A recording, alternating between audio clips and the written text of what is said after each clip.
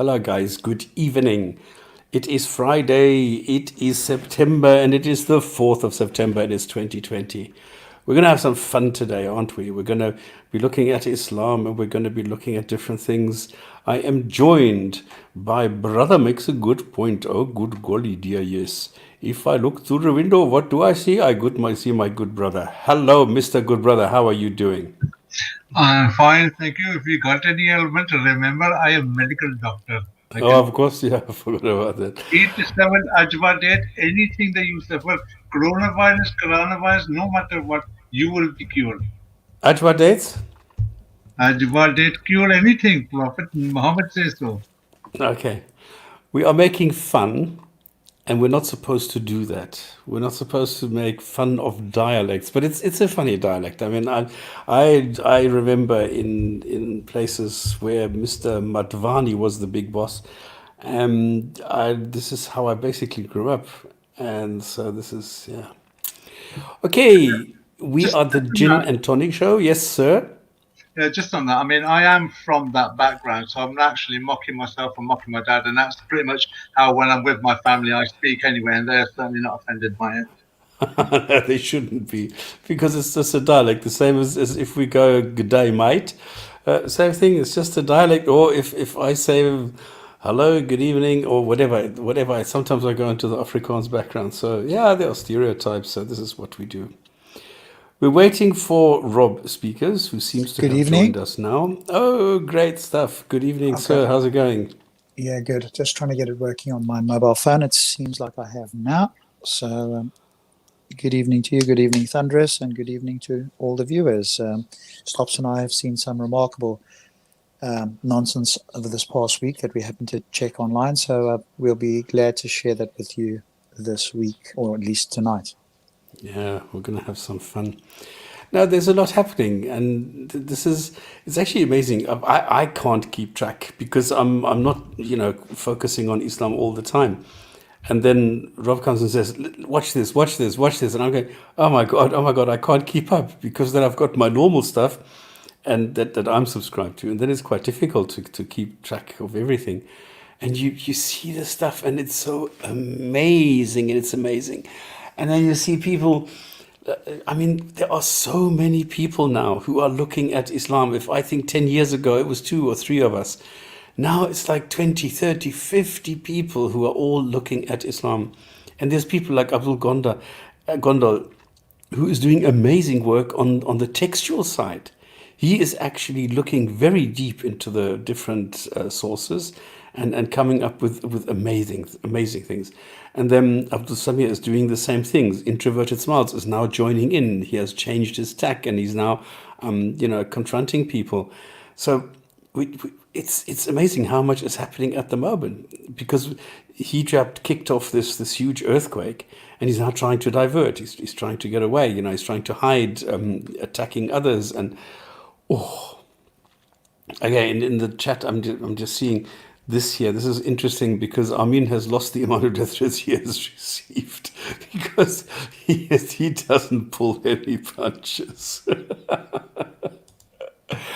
Okay, ladies, gents, and others, thank you very much for joining. We are the Gin and Tonic Show, and we help Muslims and non-Muslims alike to understand and handle Islam in the 21st century. We inspect, investigate, analyze, research, and then report and critique. And if you want to comment, question, or you're simply curious about anything Islam, well, you've come to the right place. Now, as I said, we inspect, but we don't attack, which is aggressive, destructive, and antagonistic. Neither Islam nor Muslims. We don't attack those. We ask questions and show facts. And we refute false claims and present the reality of Islam, mostly political Islam. Now, we focus on Islam exclusively. And doing that, we embrace free speech and criticism, factual and constructive criticism, because that's how we learn. So if you want to critique or do any, absolutely you're welcome. And any Muslim out there, they have preferential treatment. If you have an argument that you want to bring forward, come talk to us, come join us, no problem. Now, I think we're decent human beings. Okay, so we condemn any kind of abuse, any kind of oppression, misogyny, slavery, violence, etc., and so on. We let the Quran speak for itself, not the thousands of people, scholars or not, who commented on this book and its vague and ambiguous sentences hundreds of years later. Now, the live stream goes to YouTube and Facebook, and today we're trying Facebook on the Speaker's Corner UK channel as well, to see if people are interested in that. And you have 3 ways of participating. Either live in the written chat. You can even join the panel if you do want to talk to us about this. But remember that this is recorded and it goes out into a, not only live, but also into archive that people can watch later. And you can watch and comment the shows afterwards, what I've mentioned before. And anyone can join to comment, critique, contribute, or question. Don't go to Patreon or PayPal. Everything is for free. And what we do is we have the news, we have Krazy Komments, a Quran segment, and then a discussion on the theme of the month, which at the moment is still Dawah at work. And then we follow this, integrating the live chat, ending with the Hadith of the week. And if this is still not enough, you can come to Discord. Now, Discord is something that where you can just discuss Islam, which is not recorded. So that's the construct. This is the structure of the show, just to make it very clear. Any questions from the panel so far? No, sounds good to me. Let's move ahead. Okay. So the news. Well, I don't know if this is news. We have the drama, which is Dawah. I like the name. Well, like I say, Hijab caused the quake. And so Hijab, it's now an Apostate Prophet and David Wood and other critiques. He's whining and he's trying to get them demonetized. Then the video is taken down. Now he says he wants to go up against William Lane Craig or Hamza as well. And the thing is, William Lane Craig, I respect him for his academic approach. He's totally deluded, okay, and I think very easy to refute. But he's going to be blindsided if he goes up against the Hijab or the likes of Hamza sources. So I don't know. Have you seen William Lane Craig? Yeah. Obviously, I've watched quite a bit of him. So he's probably one of the premier Christian apologists. I disagree with much of what he says, but hijab is just not in that class. It's like it's like me having a cosmological discussion with Lawrence Krauss or Sean Carroll. Right? It's not the caliber. So far out of my depth. And the fact that I think I could sit down and have a conversation with these people just shows how deluded I am. It's the Dunning-Kruger effect, right? When you have little knowledge on a particular topic and you vastly overestimate yourself, whereas experts vastly underestimate, they think other people also know what they know and they think it's easy. So you get this asymmetry, as it's called, with confidence by ignorant people and more, what's the word? Not that they don't have confidence, but they're more reserved because they have so much knowledge. They recognize their limitations. So people then go, well, this confident guy who's not realizing he's ignorant, he comes across to the gullible and the ignorant as being somebody more confident and potentially might reach those who don't have a critical ear than the person who's actually an expert and will be a bit more guarded in their comments because they have much more knowledge. And of course, this is the asymmetry we're seeing here with Hijab, thinking A, that he's on the A team. That's his words, as we saw when we did our thing, but then B, thinking that he could sit down and have a conversation with William Lane Craig on theology. Whatever we think about Craig's arguments, for Christianity or theism, for Hijab to sit down and have a conversation about theology with Craig, like I say, it's exactly like me having a conversation with Krauss or whatever the case is and claiming that I've got some information about cosmology. It's just, I wouldn't even open my mouth in the same conversation to think that I could sit down to do that. The fact that he thinks he can, it's just baffling. By the way, Sid Dave, how to join the stream? Did you say you want to join the stream? If you've got a point, if you just want to talk about the weather, no thank you. If you have a point that you want to raise, if you have an objection, if you want to comment something, absolutely. Just tell us, okay, listen, I want to talk about this, and then we'll just give out the link to the stream. And then you can join, and that's it. And if other people then click on it, then it's going to be at our discretion who we let in and who not. So it's very, very easy. Barada makes a good point. Have you heard of William Lane Craig? Yes, I have. And if you remember, we've discussed this before, Sobs, where Hamza sources basically plagiarized verbatim and the mannerisms. Or you actually made the observation and did a video on that. So my thinking is, if Hijab is going to go against William Lane Craig, he's got Hamza sources to practice on. Yeah. Well, it was Hamza and it was Adam Dean, so it was both of them. I mean, basically everybody has copied him because he uses the Kalam version of the cosmological argument, and of course, this appeals to Muslims. Yeah. Okay. Anyway, so these are things that are happening, and there's a lot of stuff going on.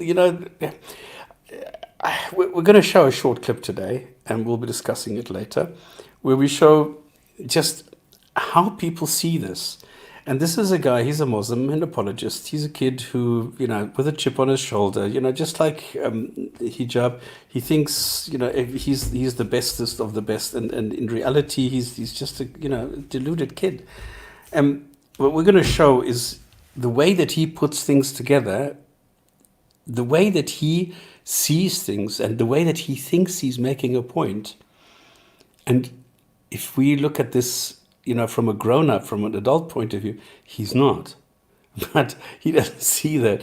So what we're going to be looking at is just some of the things that he thinks. And then it's like this Adam Saleh, for example. I mean, now Adam Saleh has a couple of, 3 or 4, I don't know how many million subscribers. Because he makes a lot of pranks, which are fake pranks, okay? He's actually admitted to it. That there's one example where they had a actor who pretended like he was ignoring 2 normal people having a fight on the road, and when it was 2 Muslims, that the cop immediately intervened, which he was an actor, so this was it was fake. But this is how he makes his money, and he gets paid a lot of money. Now he's going into the Muslim Islamic sort of area. And then he gets paid money by Muslims to go and appear on Muslim parties and things. So, do you got the comparison video of Craig? I'm not actually sure whether it's still up. Remember, all of my channels, they get taken down regularly, and I simply get bored putting up all the stuff again.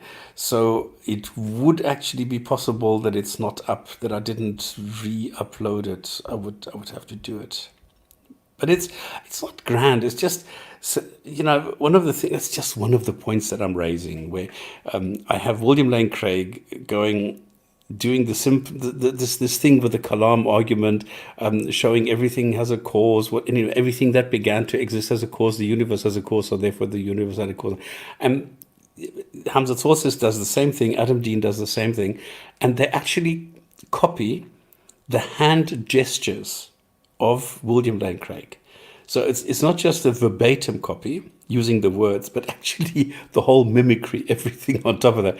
And I do the same thing when he goes into a different, what was it? A video where he says, well, the number of the universe going into this sort of sequence and blah, blah, blah is 10 to the power of 15. And I have a video where they also copy exactly this number, exactly the mimicry, even the joke at the end.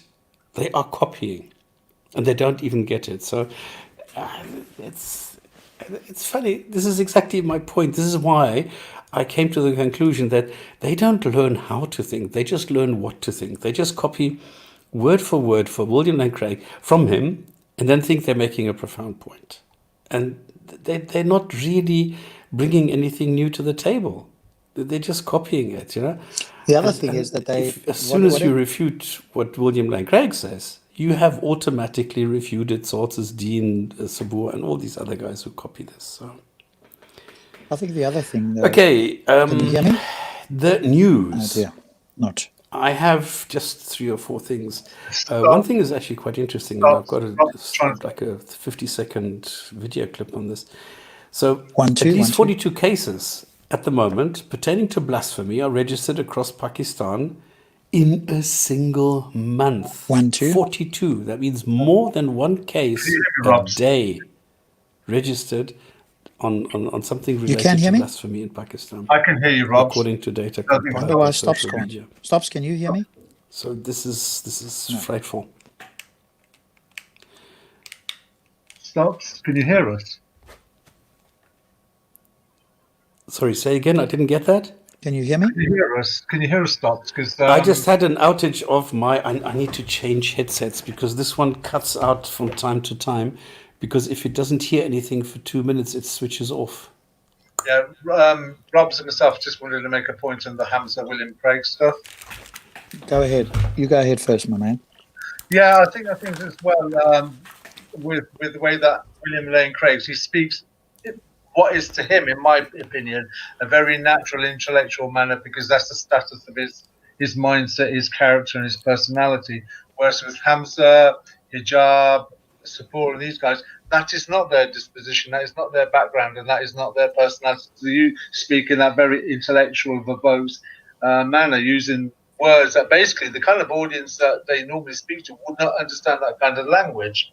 So I always find that as being nothing more than a party gimmick in order to sound sophisticated, intelligent, and smart, because that in itself serves as a, well, if they talk that way, they must understand what they talk about. I don't understand what they're talking about because I'm bamboozled by the language. And because I'm bamboozled by the language, I'm not going to challenge what they're saying. So they must know what they're talking about. So if they're talking that way, then it must be truth because the language in itself, the words they're using, have a ring of truth about that. Does that make any sense? A bit like intellectual gatekeeping. Yeah. Yeah. So that's another trick that I find works with them. They don't seem to want to speak in a very simplified way because if they speak in a simplified way, the argument deconstructs. If they speak in a very intellectual way, the audience doesn't know how to decipher and break it down, so it upholds the mystery and the myth. Well, it's intellectual sounding. Yes. Yeah, but I think the other thing is that they don't really properly grasp the arguments, right? So they're borrowing from Christians, not really understanding the arguments, and especially not understanding the arguments against that position. Whereas you get, the higher level Christians who will respond to it, at least they understand the criticism because they've heard it before.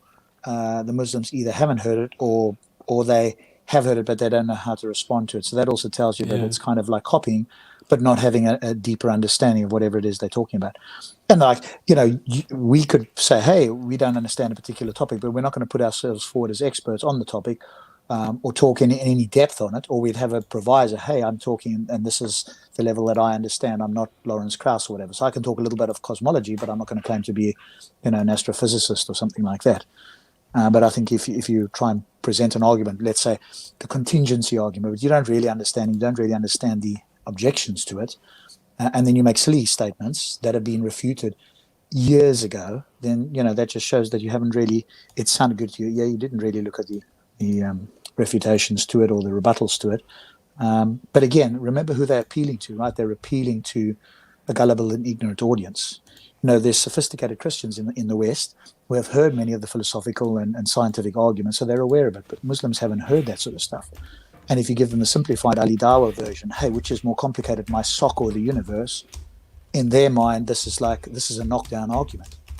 And you just, hold your head in your hands and wonder, have they ever spoken to anybody or thought more than for 5 seconds? And clearly, at least some of them, Ali Dawah and his followers, that sort of thing, they haven't, right?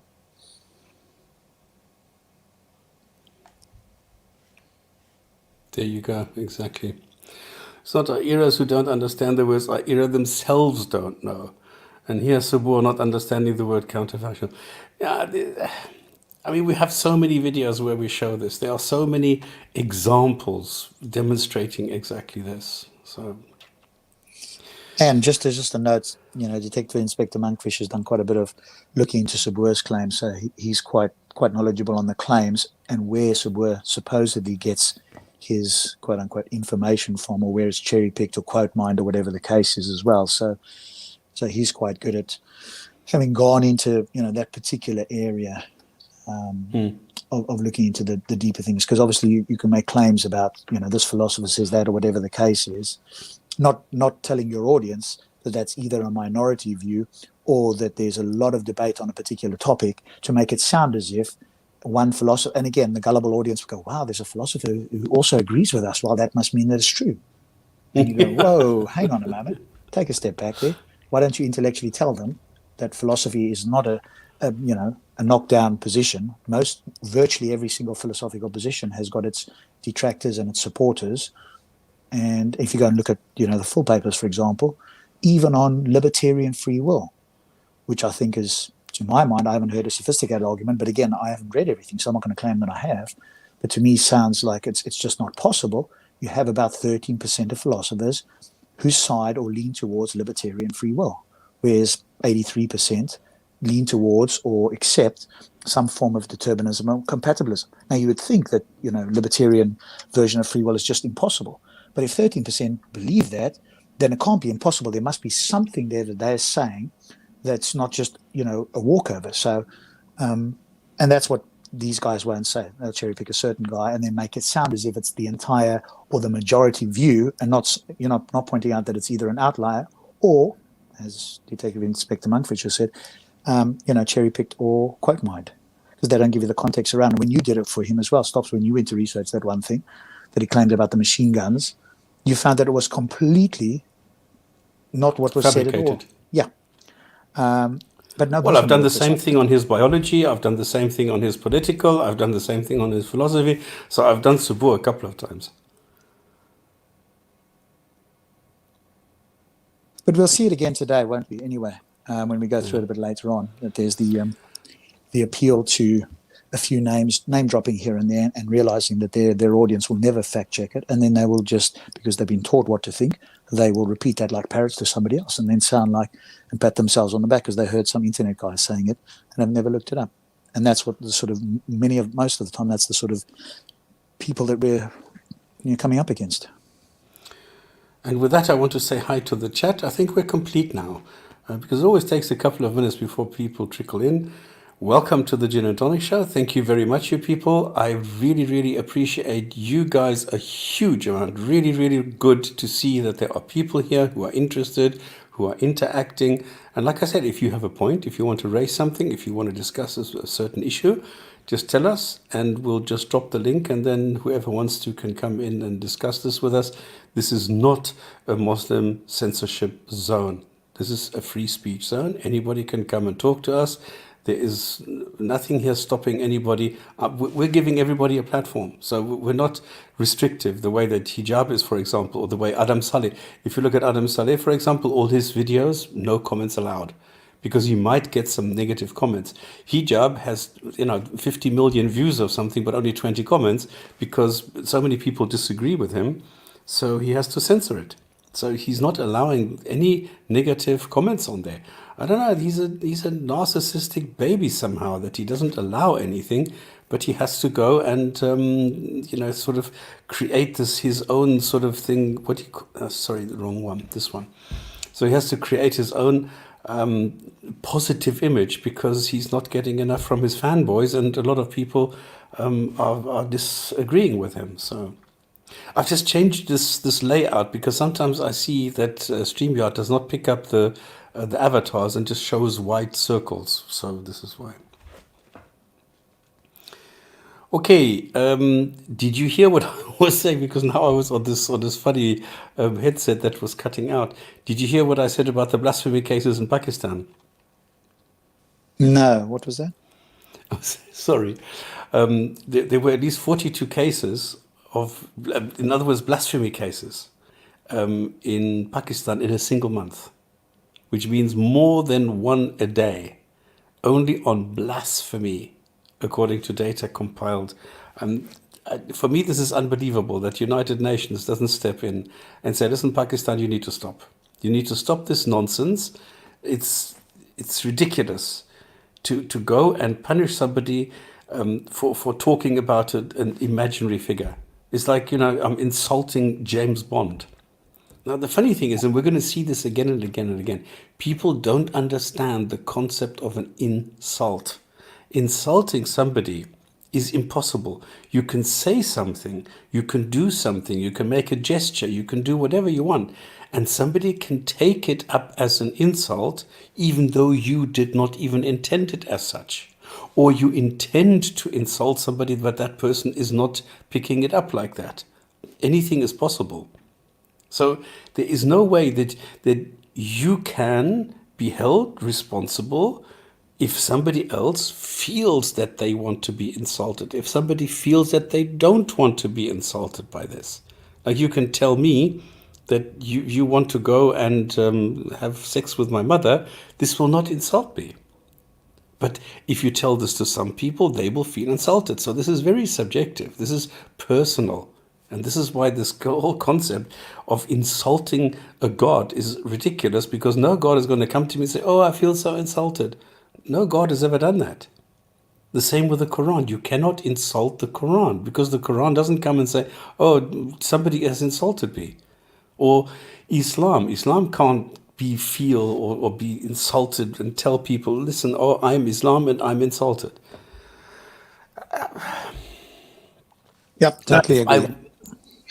But if I want to insult somebody, I can say something. Listen, you're an asshole. Okay, all right. So what? Either that somebody reacts or doesn't. If he wants to be insulted, then he will. Finished. No, I think. Go on. I think it's worth mentioning as well. For us, 40 odd cases of blasphemy in Pakistan. We are talking about one of the most corrupt countries in the world. Blasphemy, as far as Islam is concerned, is very ambiguous. One asks the question whether how much of that is actual blasphemy, or has been interpreted or inferred as blasphemy, though the context of the comment was not blasphemous in the first place. Just like the actress the other week, she was dancing in a mosque, so that's now considered blasphemy because she did some filming. Well, there was nothing blasphemous about that, but it's been taken as blasphemy. So, though I'm not challenging the figures, one has to question, because of the backward mentality of some of the people of that country, what has actually been referred to as blasphemy may not actually have been blasphemy in the first place. And as far as the United Nations are concerned, not acting on Pakistan and its blasphemy laws, one has to remember Pakistan is a nuclear power as well. There may be some hesitation because of that. Yeah, but and it's What always a is case this? and it's removed by YouTube. Oh, not aware of that. The other thing is, of course, that insults are taken, not given, because you can even if you had the intention to quote unquote insult somebody, they don't have to accept it as an insult. They can ignore it. They can have some other response to it. So it's always you're choosing it. You may not always realize it. And what I mean by choose, because somebody will go, hey, well, can somebody choose if they're unaware of it? Well, technically, no. What I do mean is that there is a choice, i.e. that's not the only response that one could have. Now, again, my thesis can be easily disproven by somebody, putting forward a hypothesis and demonstrating that every human, whenever they hear a certain guttural utterance, because that's essentially what they're taking to have a particular meaning, always reacts the same way and could not react another way, then you would have a point. And if that were the case, and it was such that it's almost like if you could show that, saying certain thing was like a killer word to a robot, and the robot could not do otherwise but respond in a particular way to a killer command. If that were the case with some guttural utterance or other, then you might have a point.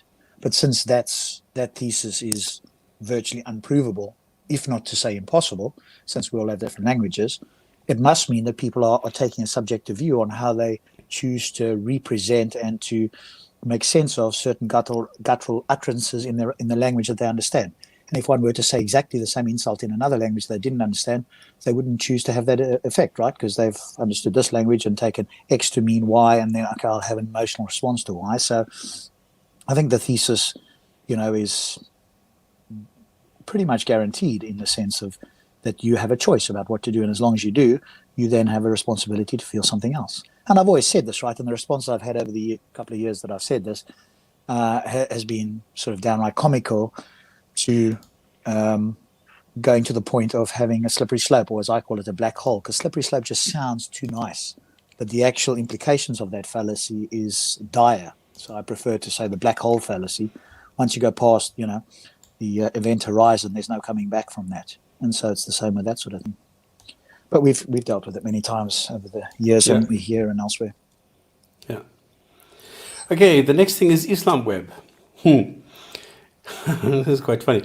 Okay, the background is that there's been this escalation thing, all right? And Hijab says you need to go and kill yourself. Then Ali Dawah said these people need to be killed and we're going to sit there and watch them and things like that. And then David Wood came on and said, well, okay, you're escalating this. Because then they came and they went and harassed the wives of Abdullah Samir, of Harris Sultan, and so on. So this is crazy. And then David Wood, whose wife was also harassed, and their children, by the way. So Muslims don't shy away from anything. They will go and they will go after not the person, not the arguments, but then the wives and the kids. And they will try and get their income gone, so that they will destroy the whole family simply because you are saying something about Islam. So David Wood went and said, well, hang on, are you going to escalate this? I can escalate this. So he took a Quran, took the Fatiha, the first chapter of the Quran, tore it apart and put it into his mouth and ate it. So this had Muslims up in arms. And this was like a huge outcry. And people, like stupid people, like bad, really, really bad people like Adam Saleh, who uses his influence. I mean, I've said this before. He tried to get Amos Yee, a Singapore satirist and comedian, into jail. He now went and said to his people, listen, go and report so that these people lose their income. Because he cannot handle his weak God, his weak ideology, and his weak apologetics to be challenged by a Christian and an atheist. He can't handle that. And because Adam Saleh not only is a bad guy, he's also stupid. He's like really ridiculously dumb. The same guy, I mean, him and his boyfriend there, the slim guy. I mean, you know, in South Africa, slim. This is actually it's a slang word for somebody who's actually quite dense. And if he goes, I mean, I can understand that they feel challenged. I mean, if he goes and kisses the guy, okay, that's his own story. I don't care about that. But you know, then he shouldn't go and open his mouth and say that everybody should go and report this and demonetize them and da. The irony is, and this is quite funny, Abdullah Samir has found that Islam Web shows that scholars have proposed drinking Quran paper in water as a cure. So they go and they put the Quran verses, sentences, which are on paper, put them into little pieces, put them into water, and then drink it as a cure. So Dr. David Wood was just following Islamic teachings. Now, I don't know if you want the link to the video where he says this and the Islam web page which says this, so that you can check this for yourself, that, you know, just to see that I'm not making this up. But this is hilarious, that there's this huge outcry, and idiots like this Farid, like Ali Dawah and Adam Saleh, they're not the brightest. Adnan Rashid and all these people are now going crazy, saying, yeah, demonetize, go to, Patreon support and do this and do that. And it's amazing when actually you have this in Islam.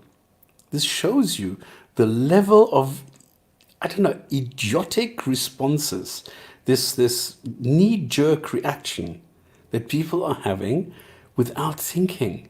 And then an atheist has to show them that this is actually something contained in Islam, and that there are scholars who actually, this is a fatwa, okay, by a scholar who says, no, it's actually allowed.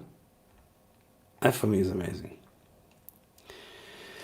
Okay, then I have something which is, because for the first time now, you've heard that there's a problem, let's call it a problem, with Hajj. Because every Muslim is supposed to go on Hajj now, okay? And every Muslim is supposed to, you know, walk around the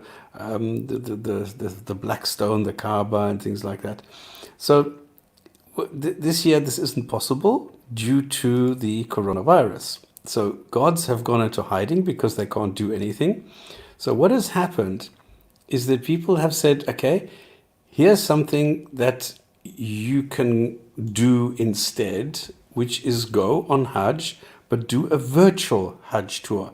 So a company I think in Germany, came up with this idea, and this is a game developer.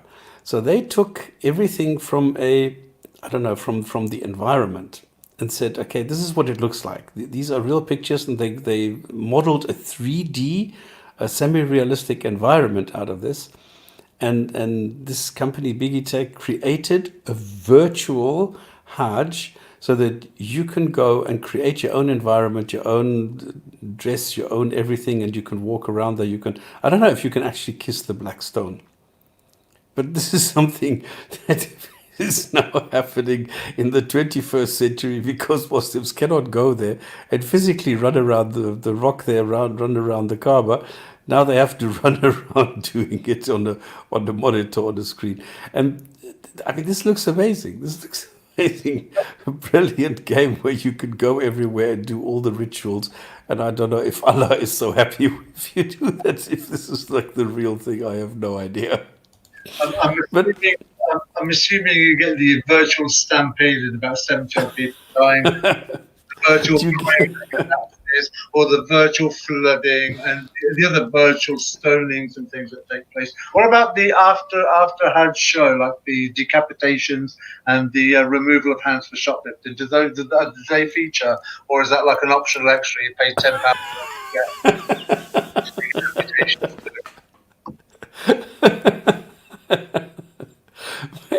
Maybe you get like ornaments, or you get the gold sieve or something like this if you pay extra, if you pay for the upgrade. Do you get virtual points or something if you circumambulate 8 times or something? I don't know. This is so crazy. And if you're a woman, you can drive your own car for another $50. But I don't know, this is so ridiculous. Don't people see how ridiculous, how childish this is? This is exactly the point, that a Muslim has to run around the stone, and if he can't do it, he can do it on the computer.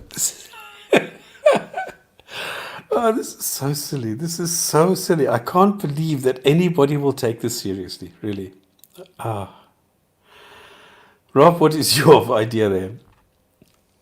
Yeah, well, obviously, if it was a divine, one of the 5 pillars, then obviously you would expect Allah to protect his chosen people if they're doing one of those things. So that shouldn't be necessary. But then again, it looks like such a being doesn't exist, and instead the virus does. And so they're just doing what all other humans are doing, which is trying to avoid getting ill and dying. Because the other side, of course, is, if you believed in, heaven and 72 virgins and all the rest of it, and the young boys, you wouldn't commit suicide, but you'd be quite happy to go, to pray. And if you got the coronavirus and died, well, you'd be getting to heaven quicker, and you'd be meeting your maker, assuming you were actually going to get there, because no Muslim knows. But if you were going on a balance of probabilities, then you might want to get there quicker, especially if you have a tough life here, because you are, after all, doing one of the pillars. So if you die in the service of doing that, then that's presumably a good thing. You'll get some points for that, surely.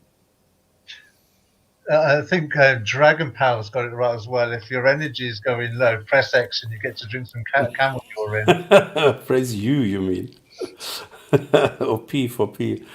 This is so fun. Anyway, if you want to take a look at it, the company's Digitech, the program itself is called Moslem 3D. And it looks like a video game, but it's a virtual tour through Islamic lifestyle, history, and rituals. Oh, they got paid plenty for it. I'm sure. Okay, and then finally, I've got constant whining, complaining, and crying like babies. Islamists get what they want. Ultimate protection. Now they can do what they want in total obscurity. Because anti-Islam protests in Sweden and Norway spark a debate on free speech. Now, the report says last weekend saw a night of rioting in the Swedish city of Malmö after members of a far-right group set fire to a copy of the Koran. Police in Sweden have tried to crack down on anti-Islam protests, not because they're illegal, but for public safety concerns. And a day later in Oslo, protesters outside the country's parliament tore up pages of the Muslim religious text and spat on them. And Norway's prime minister denounced the actions as hurtful to people living in the country, but defended the group's right to express their views. But what are the limits? And this is now the sad part. This is a real question. What are the limits of free speech and freedom of expression? And then our reporter, Per Bergfors Nyberg in Stockholm, says that's a question authorities are still trying to answer. Now, there's two things here. Number one, freedom of expression is something that is it only belongs to authorities. It only belongs to the courts. It only belongs to the government, or whatever you want to call it. Okay, so this is not something that is happening between people. I mean, I loosely call it freedom of speech, and but actually, it is something that what it means is it is something that cannot be taken to court. That does not constitute a crime. That is what it actually means. But loosely, it means that you can express your opinion any way that you want it. And now what is happening, because Muslims are creating so much shit in Scandinavia, people are really thinking, well, maybe we should just shut up. Maybe we should be quiet, and maybe then the Muslims will stop running around and shouting slogans. Maybe then if we appease and we cater to them, then maybe we will have peace. That's terrible. That's terrible. It should be a reason to do exactly the opposite.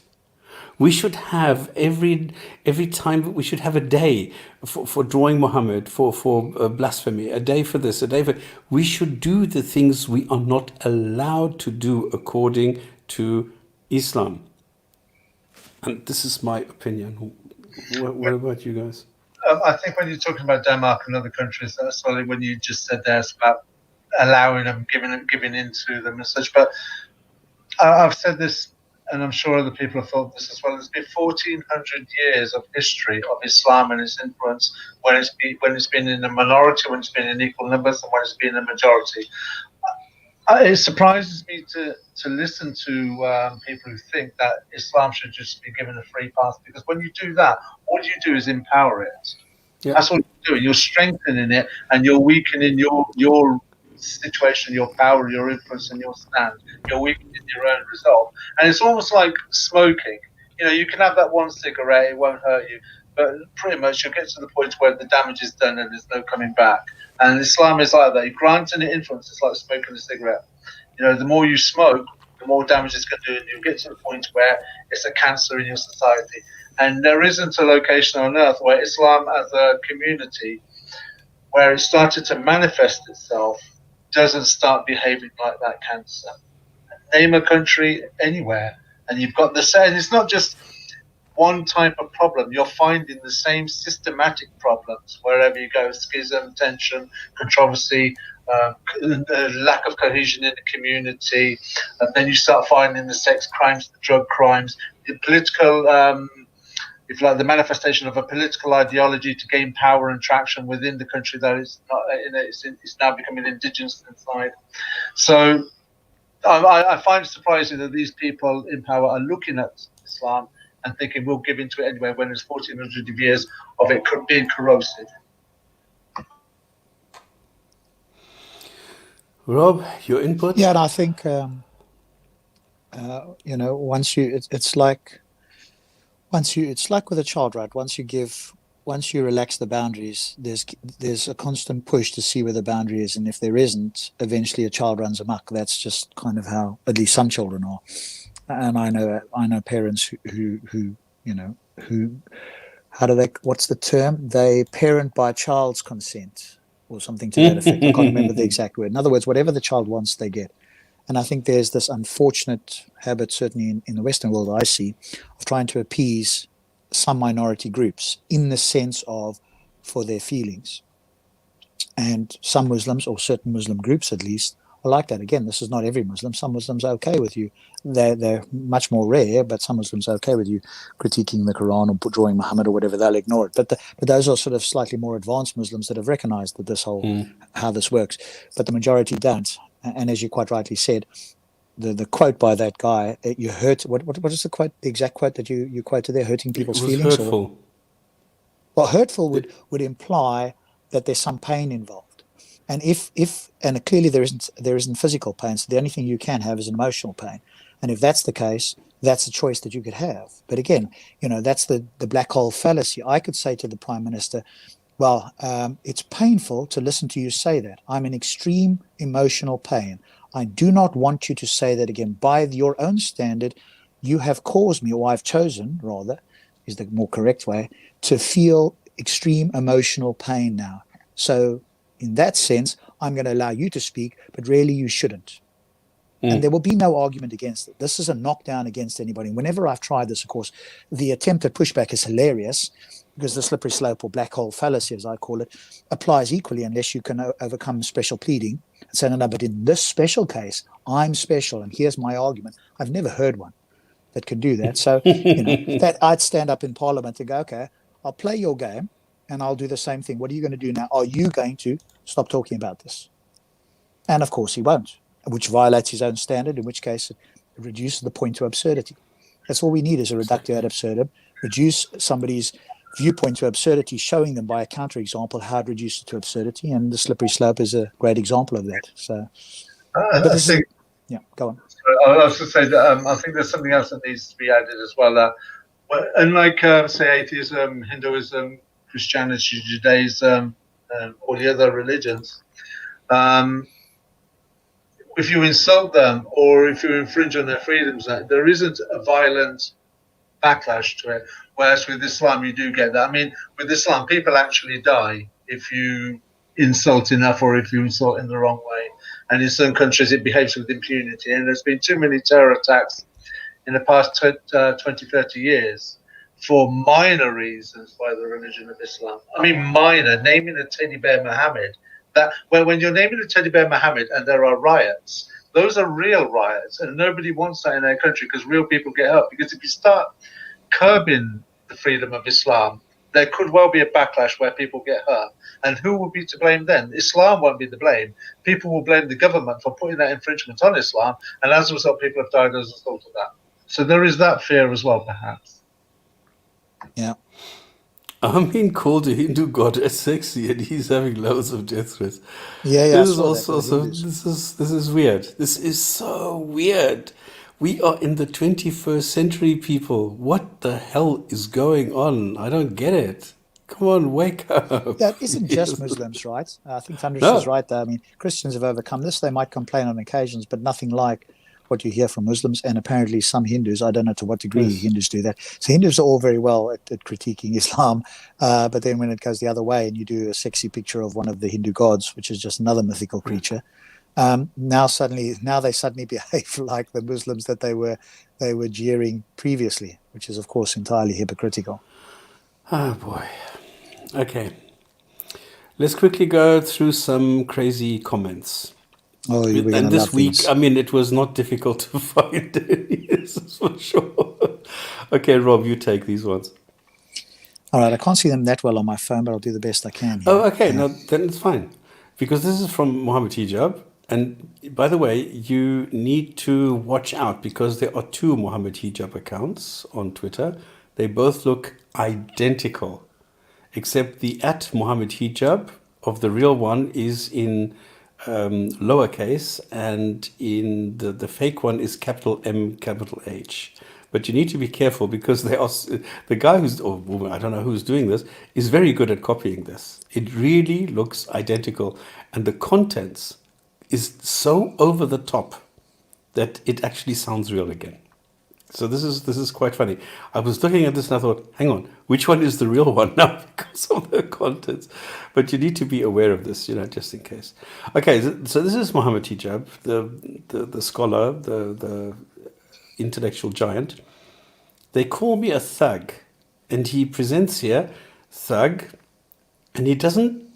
It says that the meaning of thug, but it doesn't give you the meaning of thug. He just gives you the pronunciation. So he is so stupid that he doesn't give you the meaning and thinks that he's giving you the definition. Rob, you were saying something. No, you're right. Yeah. So there's just a word there with no definition there. And it says the meaning of thug, but he doesn't give you the meaning. And then he says, they call me thug when I use freedom of speech. No. We don't call you a thug just because you use freedom of speech. It's the contents of what you propagate. If you tell somebody that they should get a golden shower from their partner, of course you're going to get called out. So if you use freedom of speech to tell somebody they should get a golden shower, then I have the freedom of speech to call you an asshole. That's how easy it is. Yeah, but also stops at that point. Again, I mean, he's profoundly confused about just about everything. But another confusion is with the whole thing of freedom of speech. Nobody's saying he can't have freedom of speech. You speak it from the rooftops, shout it from the rooftops. You will show everybody exactly what sort of person you are. So nobody wants to shut you up. But bear in mind, we're going to critique you. So nobody's saying you can't have your freedom of speech. You go ahead and have it, buddy. But just don't think you can hide behind that or that you're not going to be critiqued, because you are. And what you are doing, the way that you are doing it, I'm sorry, you are a thug. You're a bully. That's all you are. I called you thug, baby, and bully. Those are the three things that I called you. Exactly. And he says, though my discourse is not violent. Yes, it is. If you tell somebody to kill themselves, what do you call that? But when they insult Islam, well, we've been through this, that's stupid. And Muslims, I'm not insulting Muslims. I'm calling you an asshole for what you are using here. But that's not an insult. Yeah, that's it's not true. all. It's not, as you say, it's not Islam, because you can't insult Islam. That's incoherent. It's an ideology. Insult would be some sort of conscious entity that understands what's being said and then chooses some sort of negative emotion or psychological response to that they could term an insult. So the first part is incoherent. But the second part is you'd have to demonstrate that it's Muslims. Are you talking about one Muslim, 10, 1.7 billion, as you know, people who don't think particularly clearly will claim? Obviously, you haven't in any way done that, and we know Muslims who wouldn't be insulted. So you're factually incorrect there. So these broad sweeping statements, as if it's this nameless this faceless ideology that could be insulted, which is impossible, and all Muslims, or what does the word Muslims mean? And Muslims, what, all Muslims, some Muslims, 5 Muslims, just you? What does it mean? But this is rhetoric, right? So we're not going to expect to have intellectually accurate or honest, couple of sentences here. We'll just deconstruct it anyway. And Kurt Hanneman, thanks for the etymology. That's quite interesting, but it has changed a bit in the usage. And TDS Dave, Raj from Speaker's Corner wanted people to sign a petition to ban Ali Dawah. That's stupid. Okay, I don't know why Raj wants that. Let him speak. Let people really go and see how ridiculously stupid the guy is. Come on, when has Dawah, Ali Dawah ever made a point? All he says, we're proud of this. He's proud of this, that people get killed. And he'll be sitting watching. We're proud of this. He's a great example of why people will reject Islam. The problem is that some people who are not paying attention will then generalize that to all Muslims. And that's the only thing I think we've got to be careful of, is to repeat out there to people that not all Muslims are like Ali Dawah. So don't go out there and start, harassing just Muslims in the street because of a few idiots. They're not all like that. Can I intervene there? I don't want to challenge your statement there, Robs, but I'm going to bring something up that was mentioned several years ago in a conversation between me and Stops, when Stops said he has some good friends that were good Muslims. Do you remember the conversation, Stops, several years ago? Yeah, and you said that they were good Muslims. And I said, but if you go by the Quranic recension, they're not good Muslims. They're actually bad Muslims, because they're not following what the Quran says. Now, when it comes to Ali Dawah and even talking about the execution of apostates, the fact of the matter is 1.6 billion human beings have no choice but to agree with what Ali Dawah is saying there, because what he's saying there is actually Quranic and Islamic. That is the standard. Muhammad was standing there listening to Ali Dawah. Would Muhammad condemn Ali Dawah, or would he pat him on the back and say, go, my boy? He'd be patting him on the back and say, go, my boy. That's exactly what Islam is. So 1.6 billion human beings who profess Islam have no choice but to agree with that. The only criticism I have of Ali Dawah saying that is that there is no text in Islamic recension anywhere that suggests that you have to be in an Islamic state for the death penalty to be incurred. It doesn't say that. In every text I've read with reference to killing apostates, it is if a man leaves his religion, kill him. It does not say that there has to be a fatwa or Sharia law. And if a man leaves his religion, kill him. They hide behind the cowardice of that by saying it has to be implemented by Sharia. Muhammad did not say that.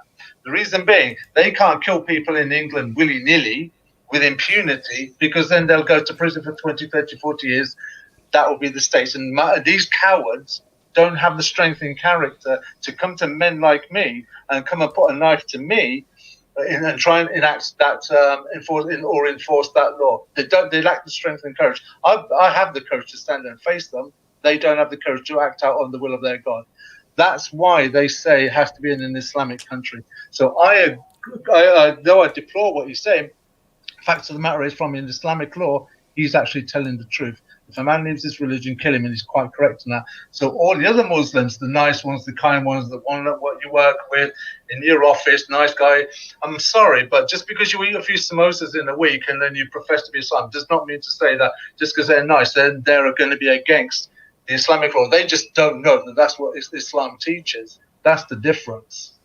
They don't know that Islam says if a man leaves his religion, kill him. And they'll have some kind of cognitive dissonance. They'll deny it, in the same way that Islam denies many other things that are against Islam.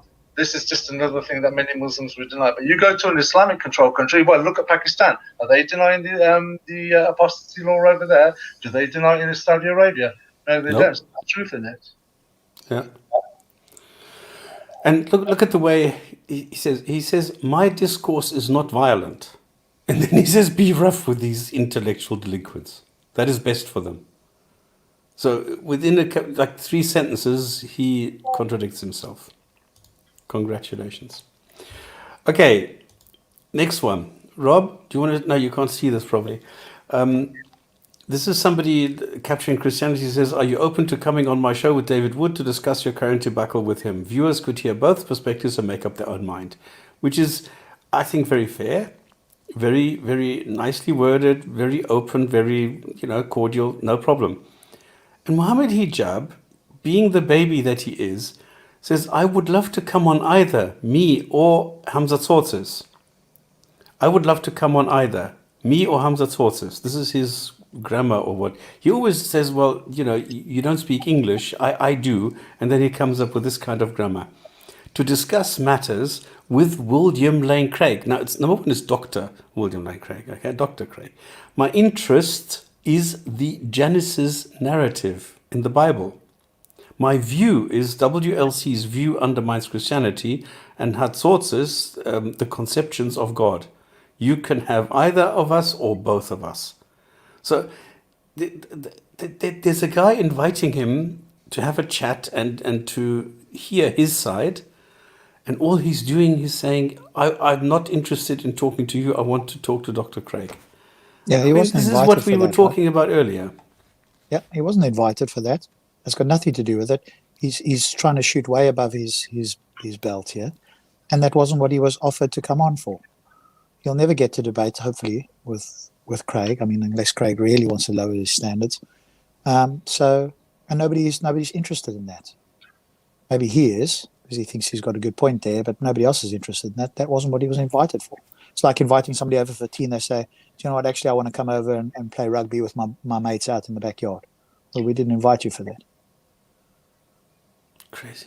Especially after his debacle with Wood, with Cosmic Skeptic, it's amazing. He's shown that he is dishonest to the core.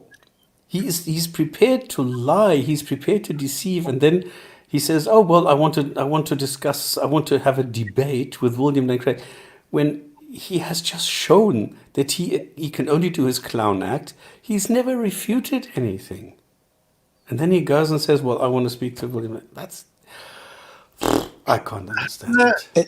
It's almost like... Oh, sorry. Hasn't there been a couple of videos on Acts Apologetics where they've actually had William Lane Craig come on and comment on some Islamic apologists? I know they definitely did one with William Lane Craig and Yusuf Estes, and the absolute perversity, stupidity of the line of reasoning of Yusuf Estes. And I'm not sure if they did one or two with William Lane Craig. So my take on it would be there is no way that William Lane Craig would go into the ring, so to speak, with someone like the hijab, because David Wood and Acts Apologetics and all them guys would actually just forewarn him. This is the kind of guy that he is. This is the kind of person is. It just wouldn't happen. And looking at the level of, I dare say William Lane Craig will look at the level of apologetics performed by hijab so far and think to himself, this really is not the kind of person I want to be getting in the ring with. You know, he'd be too smart to get himself involved in that. I think the other thing what I just noticed is Mohammed Hijab. This is something that appears in the comments here, but does not appear on YouTube. And this is the childish level that they are doing. Okay, so I don't think that we want to lower ourselves to this level. But it's interesting that this doesn't appear on YouTube. But the other thing is, it's using the same standard, right? If hijab's going to reject having a conversation with AP because he's not qualified, well then hijab isn't qualified to have that discussion with Craig, right? He doesn't have a master's or a PhD in some sort of scholarly thing. So Craig is way above him. So if we're going to use that standard, he's never going to get there, right? Yeah. So don't put yourself out there as the A team with all your qualifications, and when in reality you go up against an actual person with qualifications, you're just nowhere to be found. Did you see his real qualifications? He always runs around saying, I have this and this and this degree. He doesn't. Because we've seen the real qualifications. So he's just lying. If you go and call him out on that and say, well, what are your qualifications? Show me your qualifications. Then he's going to stand there, sort of. I'm studying to get them. I don't know. This is such a dishonest person. Anyway, this is what I was talking about earlier, where I said, all right, this is... now, how do I delete this? Okay, forget about it. Where it says, wash them with water and then let the patient drink it.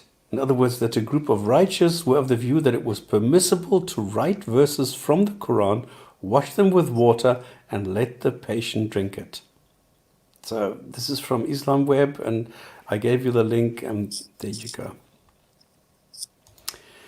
The next one is by... Okay, you can do this one too. Can you read this? Let's have a look. Yeah, I can see it. It's coming up on the other screen here. Okay, so this fella, I picked this off somewhere. I can't remember where this came from, but you can't disrespect our beloved Prophet, PBH, or any other Prophet. They are messengers of God. Murder is just small think. We will go beyond murder. We can't tolerate anyone disrespecting our beloved Prophet. Freedom of speech doesn't mean disrespecting religions or prophets. If you say it's freedom of speech or you do anything you want in the context, then you are promoting war. We will sacrifice our lives to protect the religion and our beloved Prophet. Respect. He's dead already. I don't know if anybody's told this guy yet. Probably hasn't got the memo yet, but that happened 1400 years ago. He's not even a corpse. He's not even ash anymore. What is this act of disrespecting? I don't understand this. What do you need to do to disrespect? Disrespect is entirely a subjective. verb. Yeah, I don't know what that is. Disrespecting our beloved Prophet. Well, it's just entirely subjective. Whatever they feel like, they get an emotional negative reaction to. But what action is required? Because disrespecting means you're doing something, but what are you doing? Well, maybe calling him a pedophile or whatever, and that's disrespectful to them. Or whatever else is being said. Saying that an act of disrespect, not saying something disrespectful. So calling him a paedophile would not be an act, it would be a statement. So I don't know what the act of disrespect is. You know, this is my problem. Urinating on the Kaaba would be an act of disrespect. You know, getting a slice of bacon and nailing it to a mosque door would be an act of disrespect. Calling Mohammed a child rapist will be stating a fact that they take as an insult, incidentally. But yeah, but this is the sort of level we're at, right? I mean, we can discuss what an act is, or speech, or actually there's something called speech act theory, which is an interesting philosophical position that I'm not that familiar with. I know just the very basic of it. But I think more on that particular comment there. You had something you wanted to bring up there, Stops? It's been a week now, so I'm sure the number of degrees on Hijab's resume has gone up by 3. That's But a I good think one. I said it to Stops, right? And when if you want to go over to Speakers Corner UK and have a look there, we did 2 parts. They were sort of spur of the moment things, which we mentioned last week, where we deconstructed hijab and Apostate Prophet. But basically, there was something I was going to say based on that comment that came up now, and it's just jumped out of my head. I'm sure it'll come back to me in a moment. Okay. Anyway, carry on. This is a nice one. You picked this up from Facebook, it seems. You think you are another victim of Muslims? Let's talk about why you are putting statements against Islam and Muslims? Question mark. Question mark. Let's talk about. Okay. It is. This is a statement. It is because your heart is full of hatred. Well, I think his heart is full of blood. That's all. There are so many beautiful things to share on the internet, yet you are here to gain views using the anger of Muslims. How awful and disgusting that mindset is? Question mark. Your earnings are haram. But you do not know that because you do not know anything about Islam. Doing this is, and now in capitals, just a challenge for us Muslims to stay patient and be more contented in life. If you can't be executed, then it is better to make you live. And so you shall suffer the 2 worlds, here and the afterlife.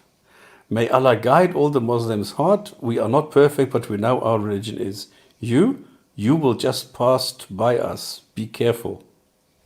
I don't know what this woman is doing. Yeah, I mean, she's profoundly confused and contradicting herself. If it's a challenge, then you should, and Allah says that you're to be tested, then you should welcome a challenge, right?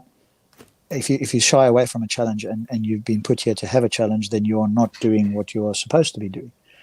And, if Islam's perfect and you're going to turn away, why is there anger then? Why are you bringing up the statement? You should just take it as an internal, quote-unquote, jihad and carry on. But, the psychology is not that advanced, and so there has to be this emotional outburst. Yeah, but she's also a woman. She's only got half the intelligence according to our God and her prophet. So half of what she said anyway. Sorry, this is. I just want to show people. This is the fake account. You will not see the difference because he says here, my man Ali Dawah doing some expert dog whistling about killing apostates there. Great job. You think you are on the Mohammed Hijab channel. You are not. This is fake. And it's brilliant. It's really great. Yeah, I think it's obviously taking the pee out of him, but in such a way that's not easy to detect for the average person who, yeah. And then he writes himself, please ignore this account. Someone is clearly impersonating me and doing it badly. I would like to reassure my followers that I am still 140 kilos of 100% halal Muslim man meat who will happily crush anyone. I mean, the delusions, right? So he's comical. Copying this so well, you think this is the real thing, really.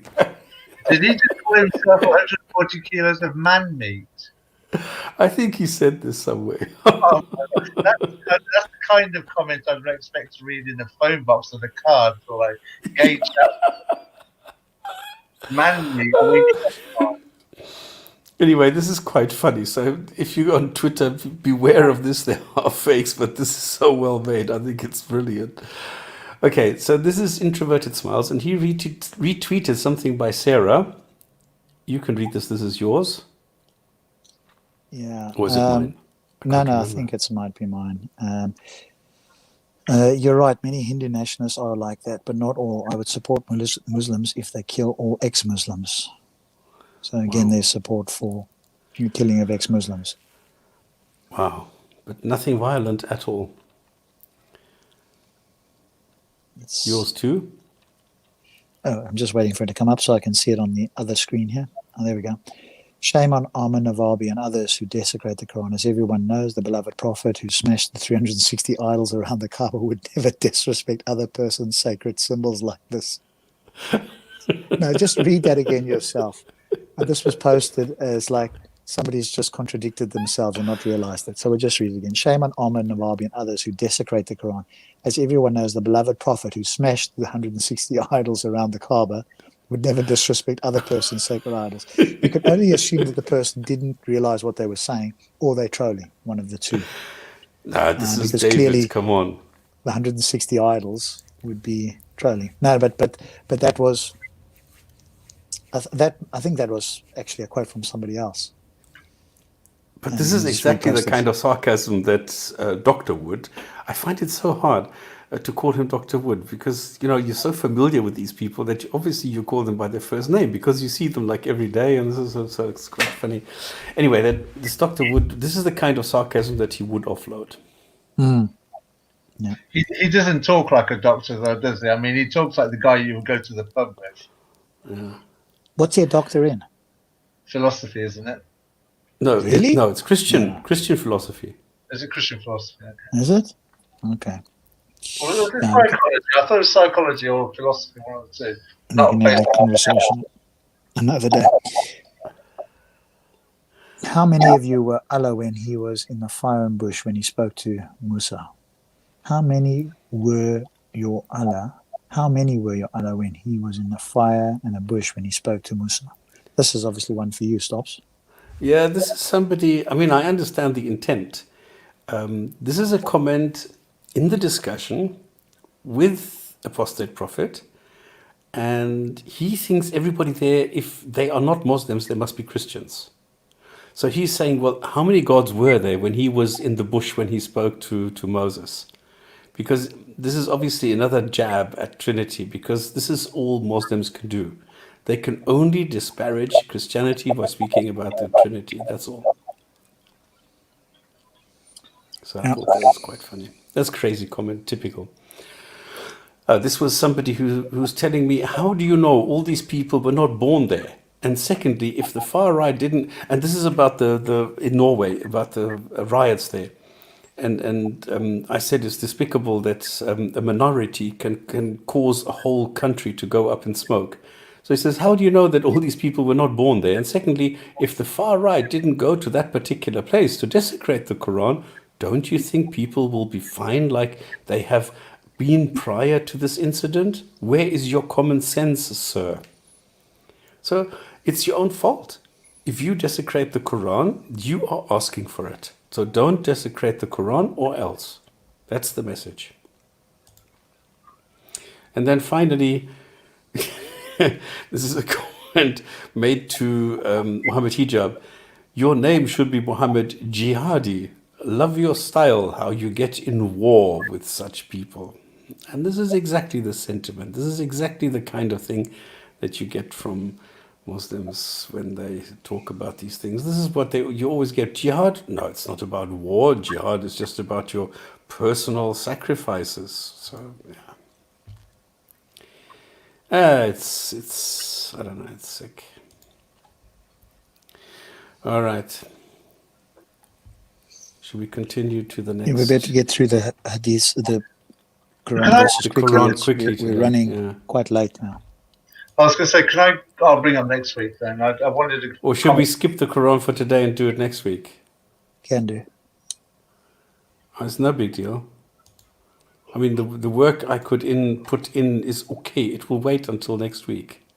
And this was quite funny the way I did this, because I thought, no, I'm not going to do it now. I'm not going to do it now. And I pull up the documents and I went and did it. So I thought,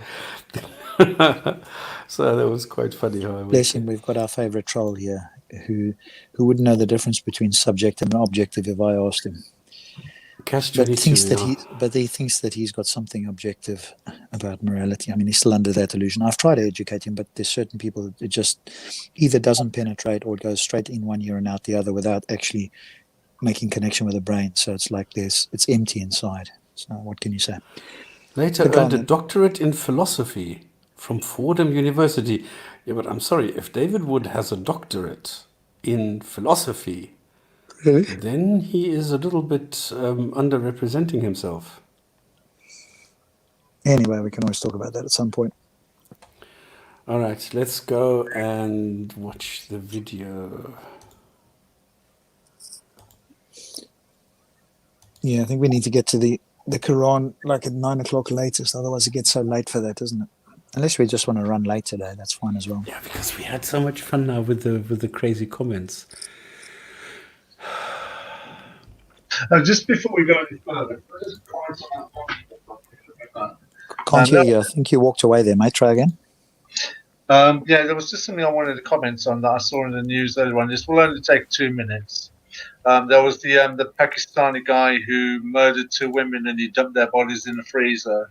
It's not that I want to comment on, because anybody can murder anybody, and that has been proven over history that people just do sick things. But the interesting thing that came out in the news article, though, was that in 2004, he married a 14-year-old girl. That would have made him 22 and her 14. And the thing was, he was jailed for the first time after he married a 14-year-old girl in an Islamic ceremony at a mosque in Walthamstow, East London, in 2004. And I thought that was quite interesting, that the Muslim community in Walthamstow, knowing English law, still, however, allowed a member of their community, a 14-year-old girl, to marry a 22-year-old man. So all the family were obviously going to be there on both parties, and obviously the imam and the guests and whatnot, watching a 14-year-old girl marry a 22-year-old man and not thinking anything inappropriate about that. So the crime that he did was wicked, but I thought it was quite interesting. This has only come to light because he's murdered a couple of people, and he was quite a sick person. But how many marriages are taking place in England in Sharia-held mosques, if you like, where they're allowing maybe even younger girls to marry older men, but it's not known? There's probably a lot going under the radar that people aren't aware of.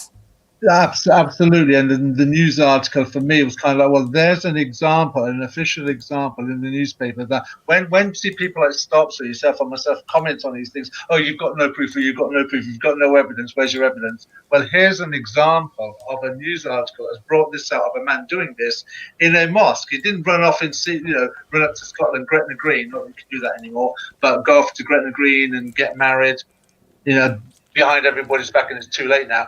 This was sort of like pre-planned to take place. What does that say about the Muslim community in their holy building? Well, obviously, it's in line with what they believe to be the case. But then they must just own that, right? The thing is, it's happening in England, and you can't get married at that age in England. So they're allowing illegal ceremonies to take place. Yeah, it's a parallel system, isn't it? Go on, Stops. What's next? All right, shall we hit it? Go for it. So this is a clip made by this kid, Farid. And he took some clips out of the discussion from between, what was it? It was Apostate Prophet, it was Adam Saleh, his boyfriend Slim, and then when he was ambushed by Hijab. I don't think I have to go through the background again, okay? Before you do, Stops, though, let's just point out that it's, Stops and I and Thunderous come across a lot of Islamists and apologists and so forth. But every now and again you come across like a little condescending Islamist who, again, thinks that they are profoundly cute or knowledgeable, and they don't have any scholarly degree either. And it's one of those that, you just want to utterly expose intellectually because they think they're so smart and they've done it. I had a quick look at this guy's channel, and he started about a year ago or something, and he's got about 20,000 followers, a little bit more. And his whole thing was based on responding to Apostate Prophet, which is entirely fine, but that's what he's quote unquote built in huge inverted commas his fame on, which is responding back to Apostate Prophet, but along the lines of Kevin, aka Andalusian fella, with that sort of condescension. That, hey, I know I'm right, and you but you haven't actually demonstrated it. And so I think, I was speaking to Stops, and we may well do it on my channel. Maybe we'll bring it in here, but I think we might just turn a little bit of a spotlight on that and start to debunk some of those things. Now, he will never respond face to face with this sort of stuff. We're clear on that. Nobody wants to come on the Gin and Tonic show.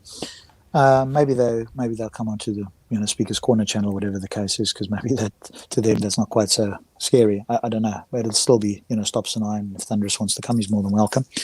So it'll just be another place under a different name, but we might well start to do some of that. And we're going to hear one here as well. Now, Stops, I don't know, this one, I don't think he actually says anything. So it's just him putting No, things he just together. makes some comments. Yeah. This is just to show the perspective.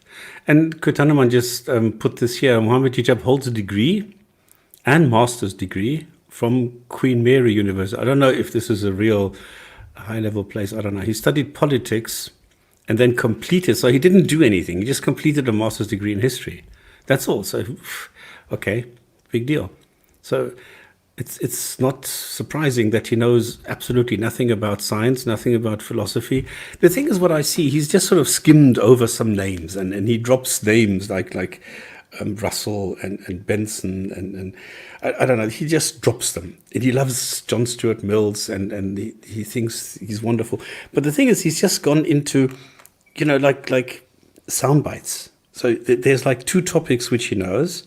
He's gone into this. It's like, the questions that you get asked after the first semester, or lock, exactly. The things that you learn in the first semester, and then you drop out. And who was Locke? What did he do? What era did he belong to? What was his most famous, whatever, statement or claim or something? And that's all he knows. So as soon as you go a little bit deeper, he's out of it. So if he would hit somebody like, who was this? I forgot his name now. We had him on the show, and he's such a nice guy and such a level-headed guy in philosophy. Ozymandias Ramses. Ozymandias Ramses, exactly. Oh, no. He would eat him for breakfast, spit him out, have him for lunch again, and then Yeah, for those who didn't see it, we did a show about 2 years ago where we had Ozzy on, and we sent him a chapter of Hamza Tortz's book, and we asked him to comment. And he's a very polite guy. He has the temperament of a philosopher, so he doesn't sort of go into any ad homs or critique of people's level of intellect or whatever the case is. But you can read between the line words philosophers. They will, and when you hear how they speak and so forth, sometimes they will drop hints, and that's in philosopher speak. That's like certain things they'll say. Like, I can't remember the exact wording, but there were a few things, for example, that he said that reading between the lines, that would be. I'm not going to say that he meant it as an insult, but at the level of a higher level philosophy. Philosophers wouldn't do that to each other, even if they vehemently disagreed. And so when certainly occasionally some things will slip out that you go, okay, if he was speaking layman's terms, that would be like, this guy's clueless. Why did he even put pen to paper type thing? But said in a very intellectual way that you wouldn't pick up on normally, and it doesn't sound like an insult. And it's not meant to be an insult per se, but it's like being incredulous that somebody could actually write this and not actually put down a formal argument. Mohammed Akbar, this was Abu Mulhid. He went to India to do something, but then I think he's still there. I don't know what. It's a pity actually that he doesn't. Oh, Abu Mulhid, yeah. So we had a lot of people who came in. I mean, it's coming and going. I mean, the gin and tonic is not a static thing. It's very fluid. Different people. I think Stops is the only constant. Yeah. Stops is the only 10-year constant. I mean, he's the because I'm so bored with my life. Yeah. He's like the demigod of the gin and tonic. Okay, let's go let's go and take a look at this. So this is a guy in the UK who thinks he's God's gift to mankind. He's like sitting there smiling, and he thinks, like he's so great. And in the meantime, he's so mundane, so like really primitive. Anyway, this is what he put together, which he thinks is profound.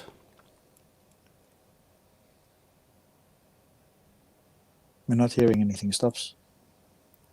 Sorry? We're not hearing anything. You're kidding? I'm not hearing. I don't know if Thunderous can hear something. No, I can't hear anything. Just reshare it with a tab and make sure you hit that button for the share sound. Share sound. Say that fast 10 times. Share sound, share sound. This one, share audio, share. Okay, let me go rewind and do this again. Let me know. Hold on, wait. You're the guy that You're the guy that So I you waited were. too I've long. seen it the Yep. other day. You were watching that other dude. I don't know, the David guy who was like eating the Quran or something. That's you. You watch him eat the Quran. Yeah, I was there with him. And you were like, you did a video or something ripping up the Quran and stuff. Don't you Wow, think? man, that's dirty, man. Yeah, don't you Dirty? How's that think dirty? that there's a different? Sorry, how's that dirty if you take a piece of paper? Why is that dirty? I mean, you see, these two clowns are clueless, all right? I mean, they're getting paid thousands and they need to go and share the earbuds. And then they go and say, okay, we don't know anything about Islam, but what we'll talk about is Islam. And then they talk about somebody ripping up the Quran and somebody eating the Quran. And like I showed, it's part of Islamic teaching. So, yeah. Any other comments? No, let's go through it. Different way to like share your opinions and you know, because share your ideas instead of like, you know, disrespecting the Quran and ripping it and eating it and acting like. This is the thing that I have, disrespecting the Quran. What do you need to do? What is the action required so that the Quran will go and protest and say, I'm being disrespected? Yeah, it's entirely subjective, number one. And yes, of course, it's a trivial question. Are there other ways to critique it? Yes, there are. He chose that particular way. And of course, if you go and watch the entire video, he never gets a chance to properly articulate why he did it. We may agree or disagree with what he attempted, but I certainly understand why he did it. And I'm not going to condemn him for doing that at all. That was his way of expressing it, and it was his own book. But, you know, firstly, you've got a trivial statement, and secondly, you've got a subjective, you know, point. So again, there's nothing substantive here. Complete hooligans.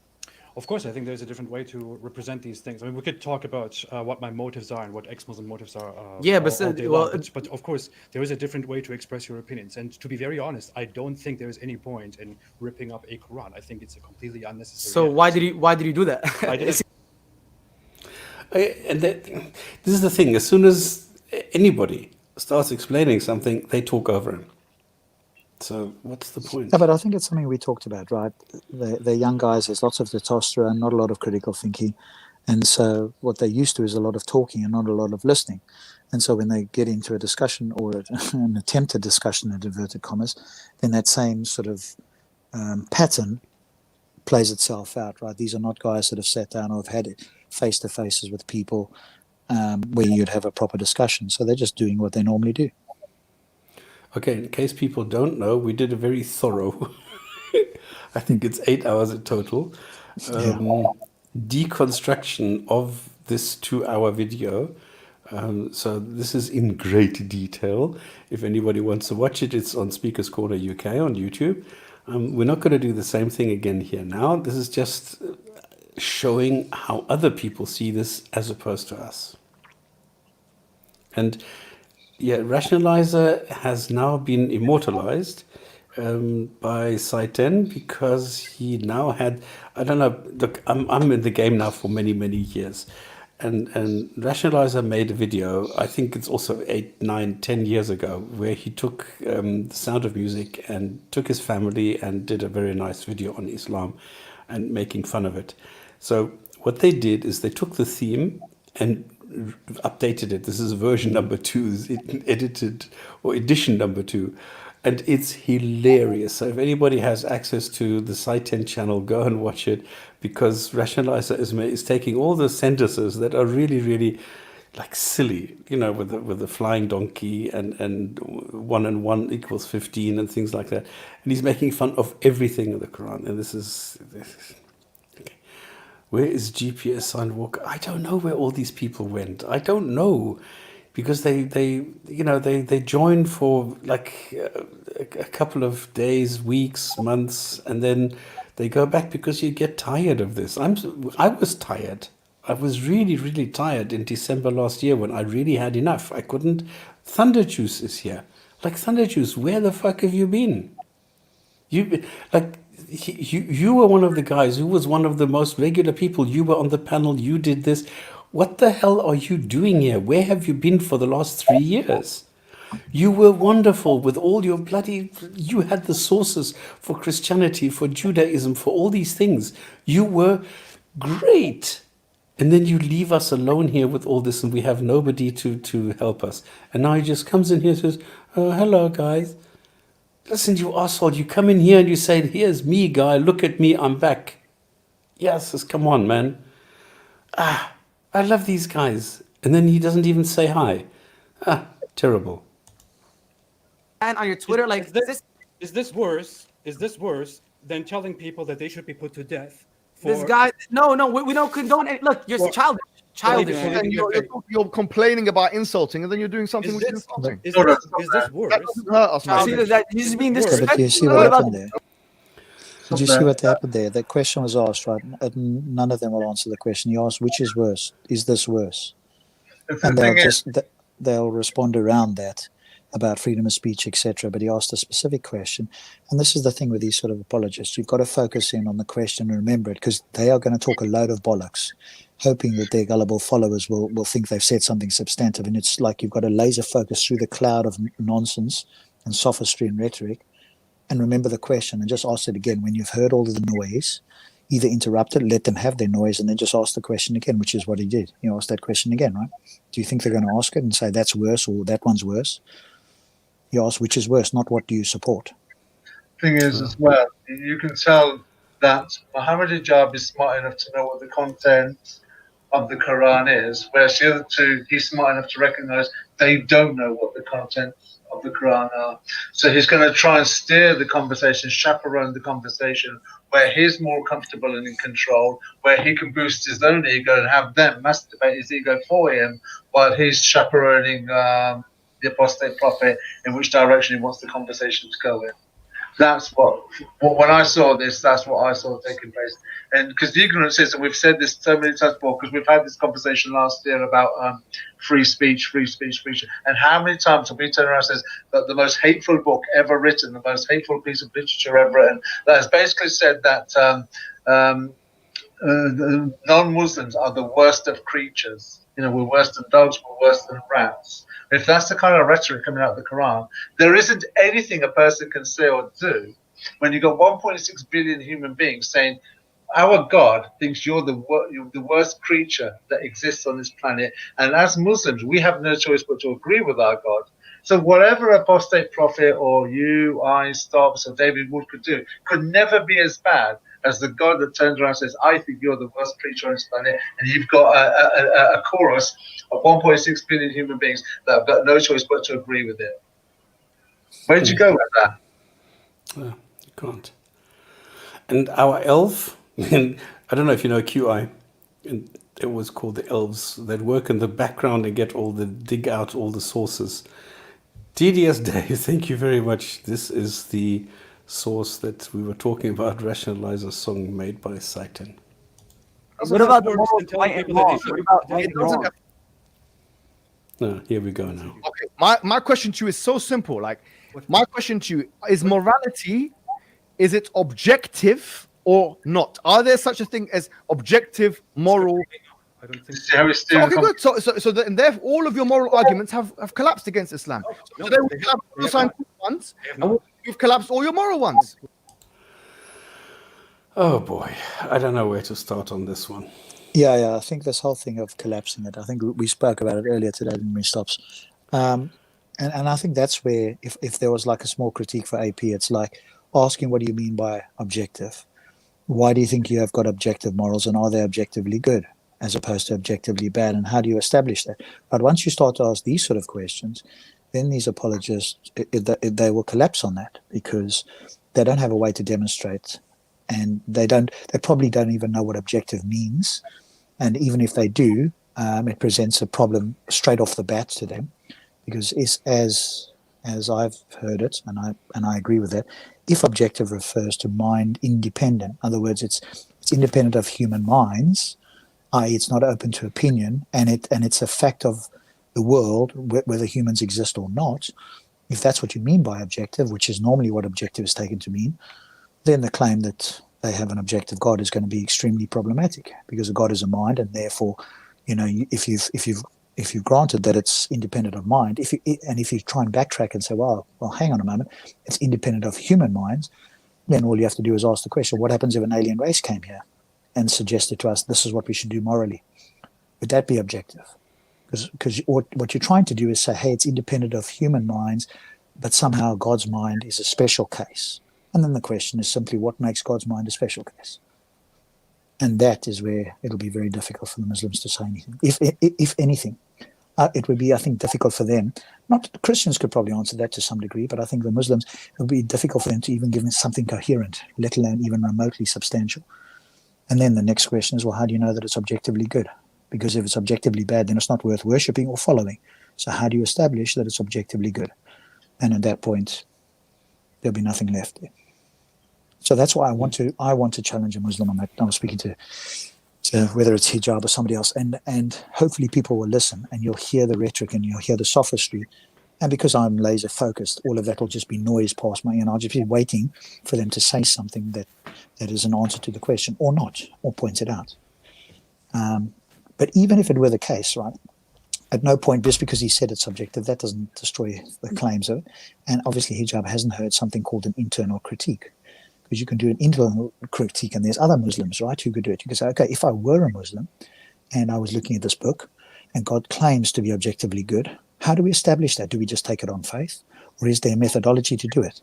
And if I look at God's actions in the Quran versus what he claims to have done in the world, and they're in conflict, then surely that's a way for me to establish that that's not the case. And so there is a way to do it internally anyway, even if you were to take the Muslim position. So you don't have to be an atheist or a Christian critiquing it. You could take an internalist position anyway. No, Pio, we're showing yours because yours is rational. This one is not. That's why. I'm reacting to a chat. The point is, that my point here would be that they are not talking about this. The thing is not about any claims of morality. It is not immoral to tear up a page of paper. So what is happening here is that Hijab is trying to divert, he's trying to deflect, because he knows he can't make sense of what Ridwan or what Apostate Prophet is actually saying. So he has to find a topic, an area, which he thinks is an area where his opponent, in this case Apostate Prophet, where he can't follow him. And this is all he's trying to do. So he's going into different holes and pecking at them to see what the response is. And if there is no response, then he knows, this is where I need to dig deeper, and I will make, because for him it's just a gotcha. For him it's just to ridicule the atheist, to just make him look bad so that he can look like the hero. That's the only thing that he's trying to do. There is no attempt here at having a discussion, attempt at any kind of a intellectual interchange or something. Nothing at all. This is just to get you. This is why he's just looking at different ways of exposing any kind of ignorance on the side of Apostate Prophet. And that's very easy, because nobody has all the knowledge. And Hijab has looked and skimmed over a lot of things. I will grant him that. And he is good at, sort of memorizing things, sure. But that's it. There's another video where he says, well, in the Quran it says this and that. And then the question is, well, where is this in the Quran? He says, well, I don't remember where in the Quran, but it says this. Well, I looked at it, and it doesn't. So he's got, but this is one of the Qiraat. Well, if it's one of the Qiraat, what is the point in bringing it up? How many times are you going to find different versions of the same sentence until you can make it seem as though it makes sense in today's world? And this is the dishonesty of hijab. Or what Saleh and this Slim guy, they're always nodding as though they understand what's going on. They don't. They don't know. I mean, Saleh doesn't have the brain to understand any of this. And hijab, as soon as he meets somebody who understands something like this is the same what happened with William Lane Craig when he came across Dr. Carroll. Suddenly you could see how he was shrinking, because he always went there, with a puffed chest and everything. And then I remember he went to this pulpit, and I thought, oh my God, this looks like a destroyed man. And that's exactly what had happened. So if you come across somebody who knows what he's doing, you're done for. Here's the argument. The argument is that you're right. There are some Muslim scholars in the past who have said the earth is flat, but there are some who use the Quran to show that the earth is round. Now, Well, here but the opposite also used the Quran to say that the earth is flat. The others also used the from Quran to say the that early it's flat. generations, from the early generations. Well, there was also the Salaf. Like who? I remember there's this argument where, and this is a comedian who did this. This was brilliant. He says, "Well, do you know that the Titanic sank?" "Yes, I know the Titanic sank." "Okay, do you know on what date?" "Yes, it was the 29th of February, 1920." "Okay, do you know how many passengers were on board?" "Yeah, it was 3,258." "Do you know how many survived?" "Yes, 1,200." "What were their names?" This is how this goes, where he's asking questions and he gets replies until he gets down to something really ridiculous. What are the names of the scholars 1,000 years ago who supported this? Now, I've also read this. Would I be able to give their names? No, of course not. Sorry, any other comments? Yeah, but the other point is that it's a contradiction in the following sense. If the book is supposed to be a clear message, then these early scholars should get a clear message about what the Quran is saying about the earth. Yeah. Not that it could be flat or that it could be spherical. Those two are in contradiction. In ontology, i.e. the way the world is, it's one or the other. It cannot be both. It's actually law of excluded middle, but it's a form of a contradiction anyway. If you look at the bigger picture, yeah. Yeah, so if you're saying, well, some scholars could say that and some scholars will say that, then the question is, what is the clear interpretation and how do you determine that? Those are the questions to be asking. Yeah. What? Fatty, Patty, Bombalati. I haven't heard that before. Oh my God. Okay, but this is so stupid to go into this area, really. I cannot memorize names, but I would think that it has to abide by the ideas. Who made the idea of utilitarian? Who is the philosophical founding father of utilitarian? This is a you see again when you know some of these guys, you know their telltale tactics, right? Hijab is a master at bringing up red herrings. So red herrings are simply things that are unrelated to the original point, and it takes the focus away from the original point. For those that are gullible and are hypnotized by the argument, they just follow whatever's being said, forgetting what the original point is. So you've sort of got to have your wits about you a little bit, both as an interlocutor and as a viewer here, because that's typical of him. And of course, this has been recognized not just by you and me, Stops, but by others, right? As soon as Hijab comes up against somebody that knows something in a particular area, he suddenly diverts, goes to another topic because he sees that, the person has some information or knowledge on a particular topic. And here as well, whoever the person was, in this case, John Locke, that invented, utilitarianism, it's irrelevant who the person was. If you're claiming that, you are a utilitarian, then obviously the number one thing is you need to know what utilitarianism is. You don't need to know necessarily who invented it. I mean, it's nice to know, but it's not integral to your position to know who that is. I think it is integral to know what it is. So again, it's completely irrelevant. But I don't think AP was arguing for that necessarily as his moral position. And the other thing is now to go into an ism and then ask for the names of the people who propagated it. I remember he tried to do this with me, and I just said, look, I'm not going there. I am refusing to go down this road because it has nothing to do with the discussion. And he was very angry with that. I think the other way to do it as well. Yeah, I think the other way to do it is just ask a question, how's that relevant? Yeah. And he'd have to build a bridge, and then, it could be valuable. Yeah, sorry, carry on. It doesn't work either way. That if Who put forward utilitarianism? we educate you, You can't, because I'm telling you, who is the founding father of utilitarianism? You can't even answer that. is this another? Yeah, I love Have you read any of those books?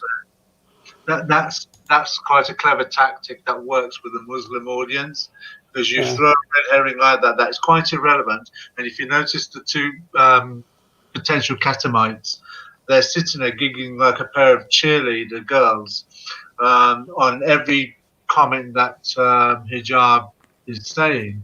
And that's the whole point. Hijab said, I don't know if it's in this interview or another where he says, look, I'm an actor, I play to the crowd. So he's creating a dialogue, playing to the two buffoons sitting on the couch. and knowing that when they're laughing and this goes on there, that the rest of the Muslim crowd are going to sort of like be encouraged to laugh along, smile along, and pat each other on the back with what's being said there. And you can see that in the mannerisms, because not so much. I forget the two guys. What are the two guys on the couch called? One of them keeps putting his arm around the other, patting him on the back. So one keeps patting With the other. Saleh and Slim. Saleh and Slim, yeah, they keep patting each other, smiling to each other, almost like cheering each other on. That's a bit like when you go to a football game and your team scores a goal, you're patting each other on the back, and it's like you're clenching your fist and your big smile, and you almost want to jump up with joy. It's that kind of pantomime and theatre that Hijab is playing to, and you can see that with the way he's constructed, deflected, and strawmanning. Now we're getting to their favorite part, and they don't understand what is actually happening here. Otherwise, I'll say to you, look, give me your mechanism, because you're on the record of saying that bestiality is okay. You're on the record of saying that I have never said that. I have never said that bestiality is okay. I've never even talked about bestiality. it's okay. You said incest is okay. No, I have never said that either. I go beyond cousin marriage. I don't think there's anything wrong with incest. What? Yeah, what's wrong with incest? What's wrong? What's wrong with it? Tell me. I challenge you. There have been researches made on it, and it has consequences. It has bad health consequences. Like For the kids, if you- right? So if it's two sisters, they can't have kids. So what's wrong? Okay. Sorry, I missed that part. Yes, right. Okay. So if two sisters or if two brothers have incest sexual relationship, there's nothing. I can't see anything wrong with it, right? Well, there is actually nothing wrong with it. Yeah. There's nothing wrong with it, right? Yeah. And also, if they're straight, if a brother and sister, if they absolutely make sure that they don't have kids, then there's also nothing wrong with it. Well, yeah. I see these are taboo stuff that people are like, what Don't the challenge fuck? me. I challenge you. Tell me what's wrong with it. I can't think of anything why people are like, oh, it's gross. Well, then don't do it.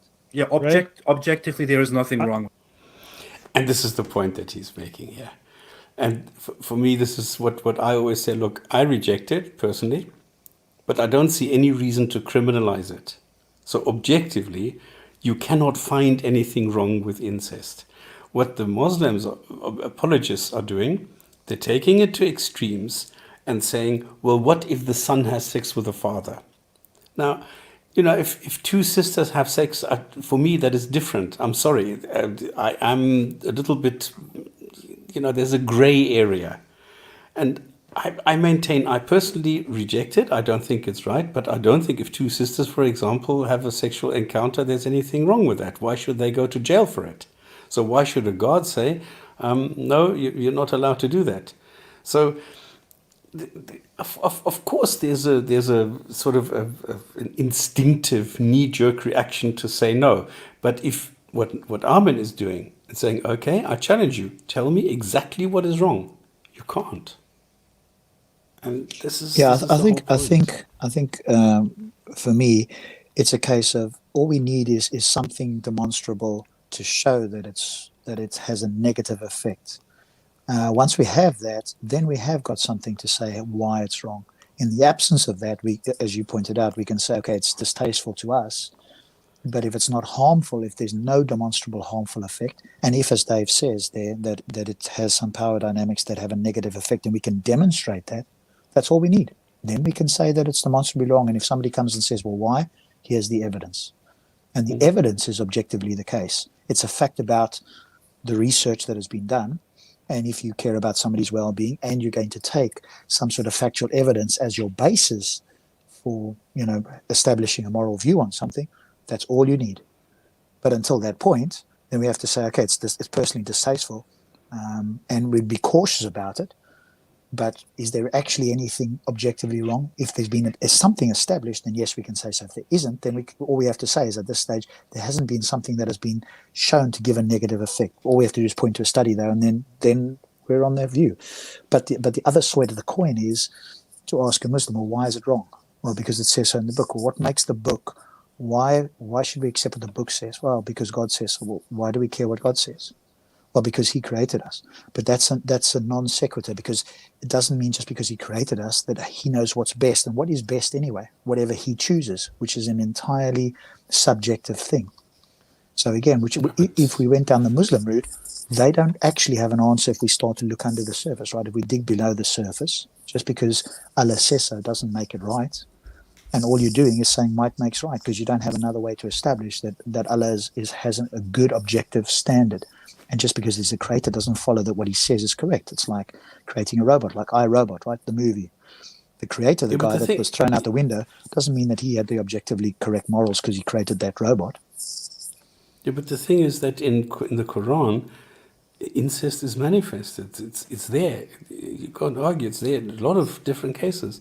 But now, what does our good medical doctor from India have to say about incest in the Quran? Do you have an opinion on this? I think no matter whichever direction you go, you can't get away from the fact that at some point in human history that has taken place. So as far as Quranic incest is concerned, it's not something that they ever touch. I think one of the reasons why they don't touch on it is because they try and get out of it by saying, you remember we had, was it Benny, that all human beings were in heaven before we came to earth anyway. So if we pre-existed before we came to earth, then it kind of like, for me, that kind of nullifies the incest argument away from Islam. Yeah, because then it means that their God in Islam changed his or her or its mind because it allowed incest in the case of Adam and Eve and Noah and all that. And it allows incest in the case of cousin marriage, which is incest, but then changed the mind that it is prohibited except in cousin marriage. So there's something very, very wrong in Islam when it comes to incest. So I'm very surprised that they actually bring this up again and again and again, when it is Islam that has it built into its teaching. This is quite funny. I think the reason why they do that is because when you look at the Bible, you can't get away from the narrative that in the book of Genesis, the incest actually does take place. Yes. Whereas in the Quran, it tends to be like, it would have been good if we had touched on the Quran reading today, because it kind of does, it mentions certain points, almost skeletal, but it doesn't mention enough to give you the narrative as to what the context is or what's happened or the historical point of view. It just mentions little bits, and that's what the Quran does. Because it mentions those little bits, it kind of avoids those, if you like, troublesome spots that maybe Judaism and Christianity have to face, whereas Islam doesn't, because those points aren't mentioned. And because they're not mentioned, they're not brought up. This is quite weird, because Kim and Alaska says it's bad for society. But this is exactly what Rob has just brought up. What exactly is bad for society? What is it that you say is bad for society? I don't quite understand that. We've just had, we've just said, wait, aren't daughters one of the marriageable categories? No. There is a Sharia case, not in the Quran. There's a Sharia case where a man, if he has illegal intercourse with another woman, they have a child, which is a daughter. He later marries the woman, and then the daughter comes into the household. The daughter is not legally, Sharia legal, considered to be part of the family, so he can marry the daughter as well. So he is marrying the mother and the daughter at the same time and can have sex with the daughter. But this is a Sharia artificial created case. So it's biological, absolutely, but it's something that is constructed to work. It's the same thing, this example that I've brought up. If a young couple want to have sex, then she leaves Islam, he takes her as a slave, has sex with her, she goes back to Islam, all sins are forgiven, and that they can also have sex like this. So there are constructs, Sharia legal constructs, where you can get around this, or the whole concept of muta, where you just pay money to have sex with the woman and then you get divorced the next day. So there's a lot of things that you can do which are Sharia legal, not according to the Quran. So what people are doing is different to what the Quran says, because sex is a powerful driver, and people do a lot of things just to have sex with others. So yeah. So this whole topic of incest, I don't know why they come up with this. It's terrible, and it's like what Rob loves to call the slippery slope, or the black hole what is it, black hole construct or black hole Yeah, just black hole fallacy, because I think fallacy? Black hole it's fallacy. once you go over the event It horizon, sucks there's you no in, coming and back. that's it. And I Exactly. think, to me, that describes this fallacy a lot better. It's a lot more insidious than the slippery Yeah. slope seems to suggest. Let's make Yeah, this is also childish, okay? Because the funny thing is, Hijab came up with this because it's Apostate Prophet, and he calls him Apostate Pusillanimous or something, and he pronounces it wrong, and then he made this into this is like a schoolyard bully. He makes a name and then calls somebody by the name, which actually in Islam is prohibited. Do not call each other by offensive nicknames. It's in the Quran. Do not call each other by offensive nicknames. Yeah, but they could always And- say that only applies to Muslims, right? Yeah, but this applies to Muslims, but Hijab is doing this. Yeah, Hijab yeah, is but he's doing it to a exactly. non-Muslim. Yeah, but it's okay. It doesn't say in the Quran that you should only do it to Muslims. He says, "Don't do it." Finished. Let me. Yeah, Well, Apis, listen. I'm telling. And Now, go on. this Adam Saleh guy, for example, he says, "No, I've never called you that." Well, there's several videos where he calls him that. So why is he lying? I don't understand. You right in front of you. Fuck up. Don't call me Apis, okay? I can call you whatever I like. Hey, Puss, it was good having you. And it's Thank you for I think at this thank point, you for nothing. you're not up to. Thank you for nothing. And Hijab says, I can call you whatever I want. So, free speech is for me, but not for you. So if you want to tear up the Quran, you're not allowed to do that, but I can call you a pussy. When in actual fact, I mean, I've given you the background. It was Hijab who ran away. Hijab is shit scared. And then he calls others, this is like running away, hiding behind your mummy's skirts and still, peeking out and calling you names. He's a coward. That's all he is. He can just do his clown act on the stage, but he can't. He's never refuted anybody. So what is his big mouth here? And Slim here. I mean, this is exactly the expression of an IQ 180 that I would expect. Looking like that and saying, "Well, thank you for nothing." Well, he has completely annihilated Hijab here. He has controlled everything here. He has shown Hijab what an idiot he is. He has, responded to him. And the thing is, we need to remember, Hijab ambushed Apostate Prophet. So he asked questions which it's possible to answer if you prepare yourself for them. And this is an excellent point that I just heard in a video by Socrates' son. And he said, look, if Hijab would have given the okay to Apostate Prophet, yes, we're going to have a debate and we're going to be talking about these things, then Apostate Prophet could have prepared himself for exactly these kind of questions, because this is the kind of thing that Hijab asks, because he thinks, this is wonderful and great and it makes a lot of noise and it's impressionate. Is that what you call it? Impressionable.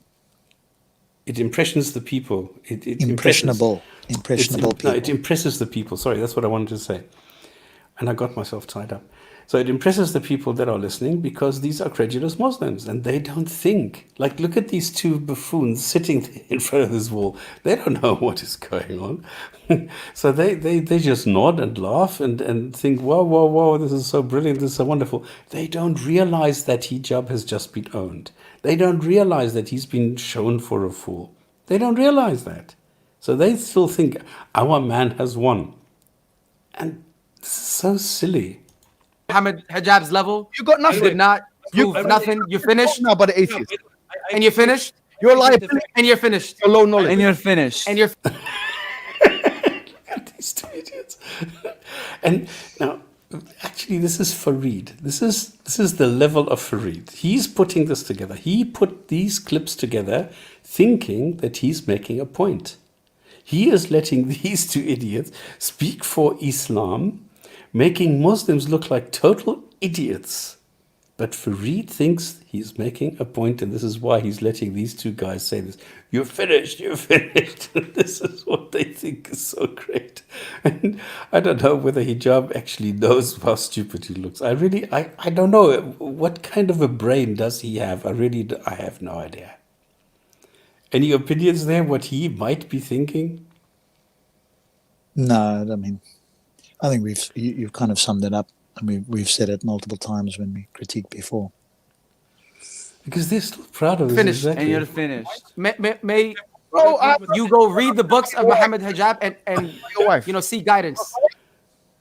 I bet he hasn't read a single book by Mohammed Hijab, and I bet if he did read a book, and I asked him to provide an argument from the book that he thought was substantial, you'd hear gobbledygook from the young fella. But he's more of a boxer anyway. There's some videos on his channel where he's learning to box or whatever. He had his first professional fight. I think he needs to stay in the boxing ring and not come into an intellectual discussion, right? Who, the You don't slim ask guy? a chess player to step into the boxing ring, just like you don't ask Mike Tyson to sit down to a chess match with a grandmaster. You've got to know where your place is, and if you stray out of that, you're going to come unstuck quite quickly. Who's the boxer? The Adam Saleh guy, and I think even the other guy, he looks a bit of an amateur there. But I had a quick look there, and Saleh did some first professional fight or whatever the case is. But I think they're at like middleweights or lightweights or whatever, so they're not heavyweights like Hijab, right? So they, in terms of physical size and stuff, they're quite small guys. So not 140 kilos of man meat. No, they're not halal man meats that can crush everybody. They probably only crush up until a fair-sized woman. Anything above that, they probably see their ass. I don't think it'll be long before they end up punch drunk. Well, we did a spot-on landing. It's 2 hours flat. Thank you very much. This is wonderful. I'm going to just take us out with the Hadith of the week. Are there any last comments from the chat? Anything? What a great song. We're proud of that. Yeah. What we might do, speaking of stops, we might not do it on this channel. Maybe we'll put some, maybe it'll overflow here. What we might do on Speaker's Corner and here is maybe we'll deconstruct Hijab's book. Maybe we'll also focus a bit more attention on this Farid Islamist who fancies himself, and we'll deconstruct that as well. So that hopefully will be of value, informative, and entertaining in time. I'm a week late with the deconstruction of the hijab webinar, and now there's already a new one out which I wanted to do, and I wanted to do the book, so I'm really running behind. Or we can do it together, I it think, different. maybe.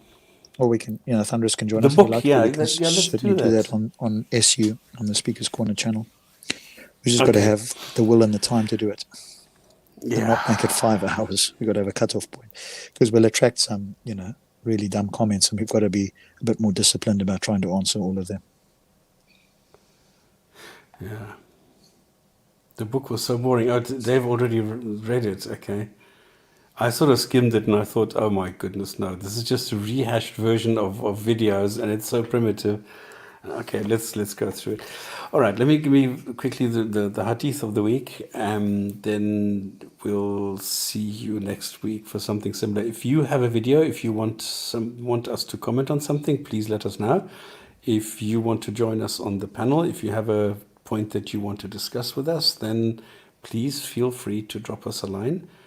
I did Kenny Obama's book long ago, because the thing is, he told me that he will send me the book, and he never did. So he's been lying about it, and he said he will send me this book in September. Oh, it is September. He should be sending me the book. He still hasn't done it, so he's lying again.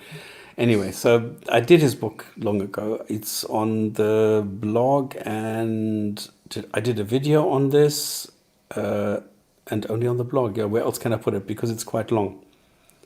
So I did a video and I did a blog, so it's available online.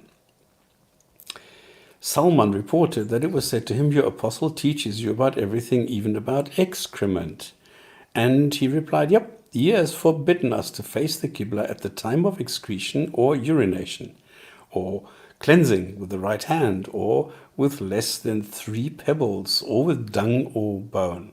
Where does he get this from? Well, it's in Bukhari, volume 5, book 58, number 200, where our good friend Abu Huraira says, once he was in the company of the Prophet carrying a water pot for his ablution and for cleaning his private parts.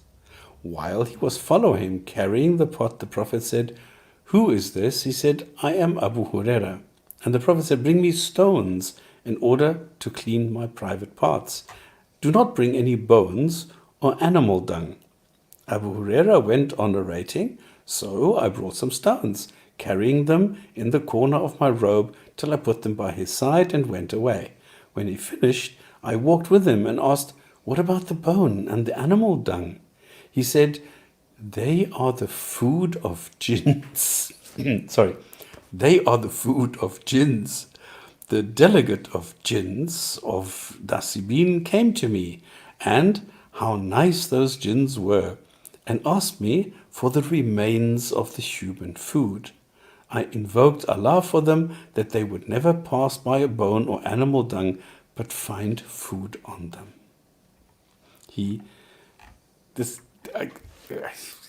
Yeah, all right. Ladies, gents, thank you very much. It's been a pleasure to have spent the last 2 hours with you talking about Islam, talking about people, talking about nonsense. Isn't this fun? I don't know. I think this is quite funny, and I think this is a lot of entertainment for me. If you have been entertained, spread the word. Give us a like on the way out. Give us a thumbs up. And if you want more of this, go and subscribe. Thank you very What about much. See you the next Discord? week. Oh, and if you haven't had enough of Islam yet, and you want to, talk about something off the record, which is not recorded in any way, then you can come and talk to us on the Discord channel. Dave has just put the link there. You just click on that. This will open in a browser, and if you want, you can download the application, which is a lot easier, and then open that, go to the gin and tonic, this picture thing, and then go on the live chat, and then we can see each other there. Thank you very much. See you next week. Bye-bye. Bye bye, everyone. Good night.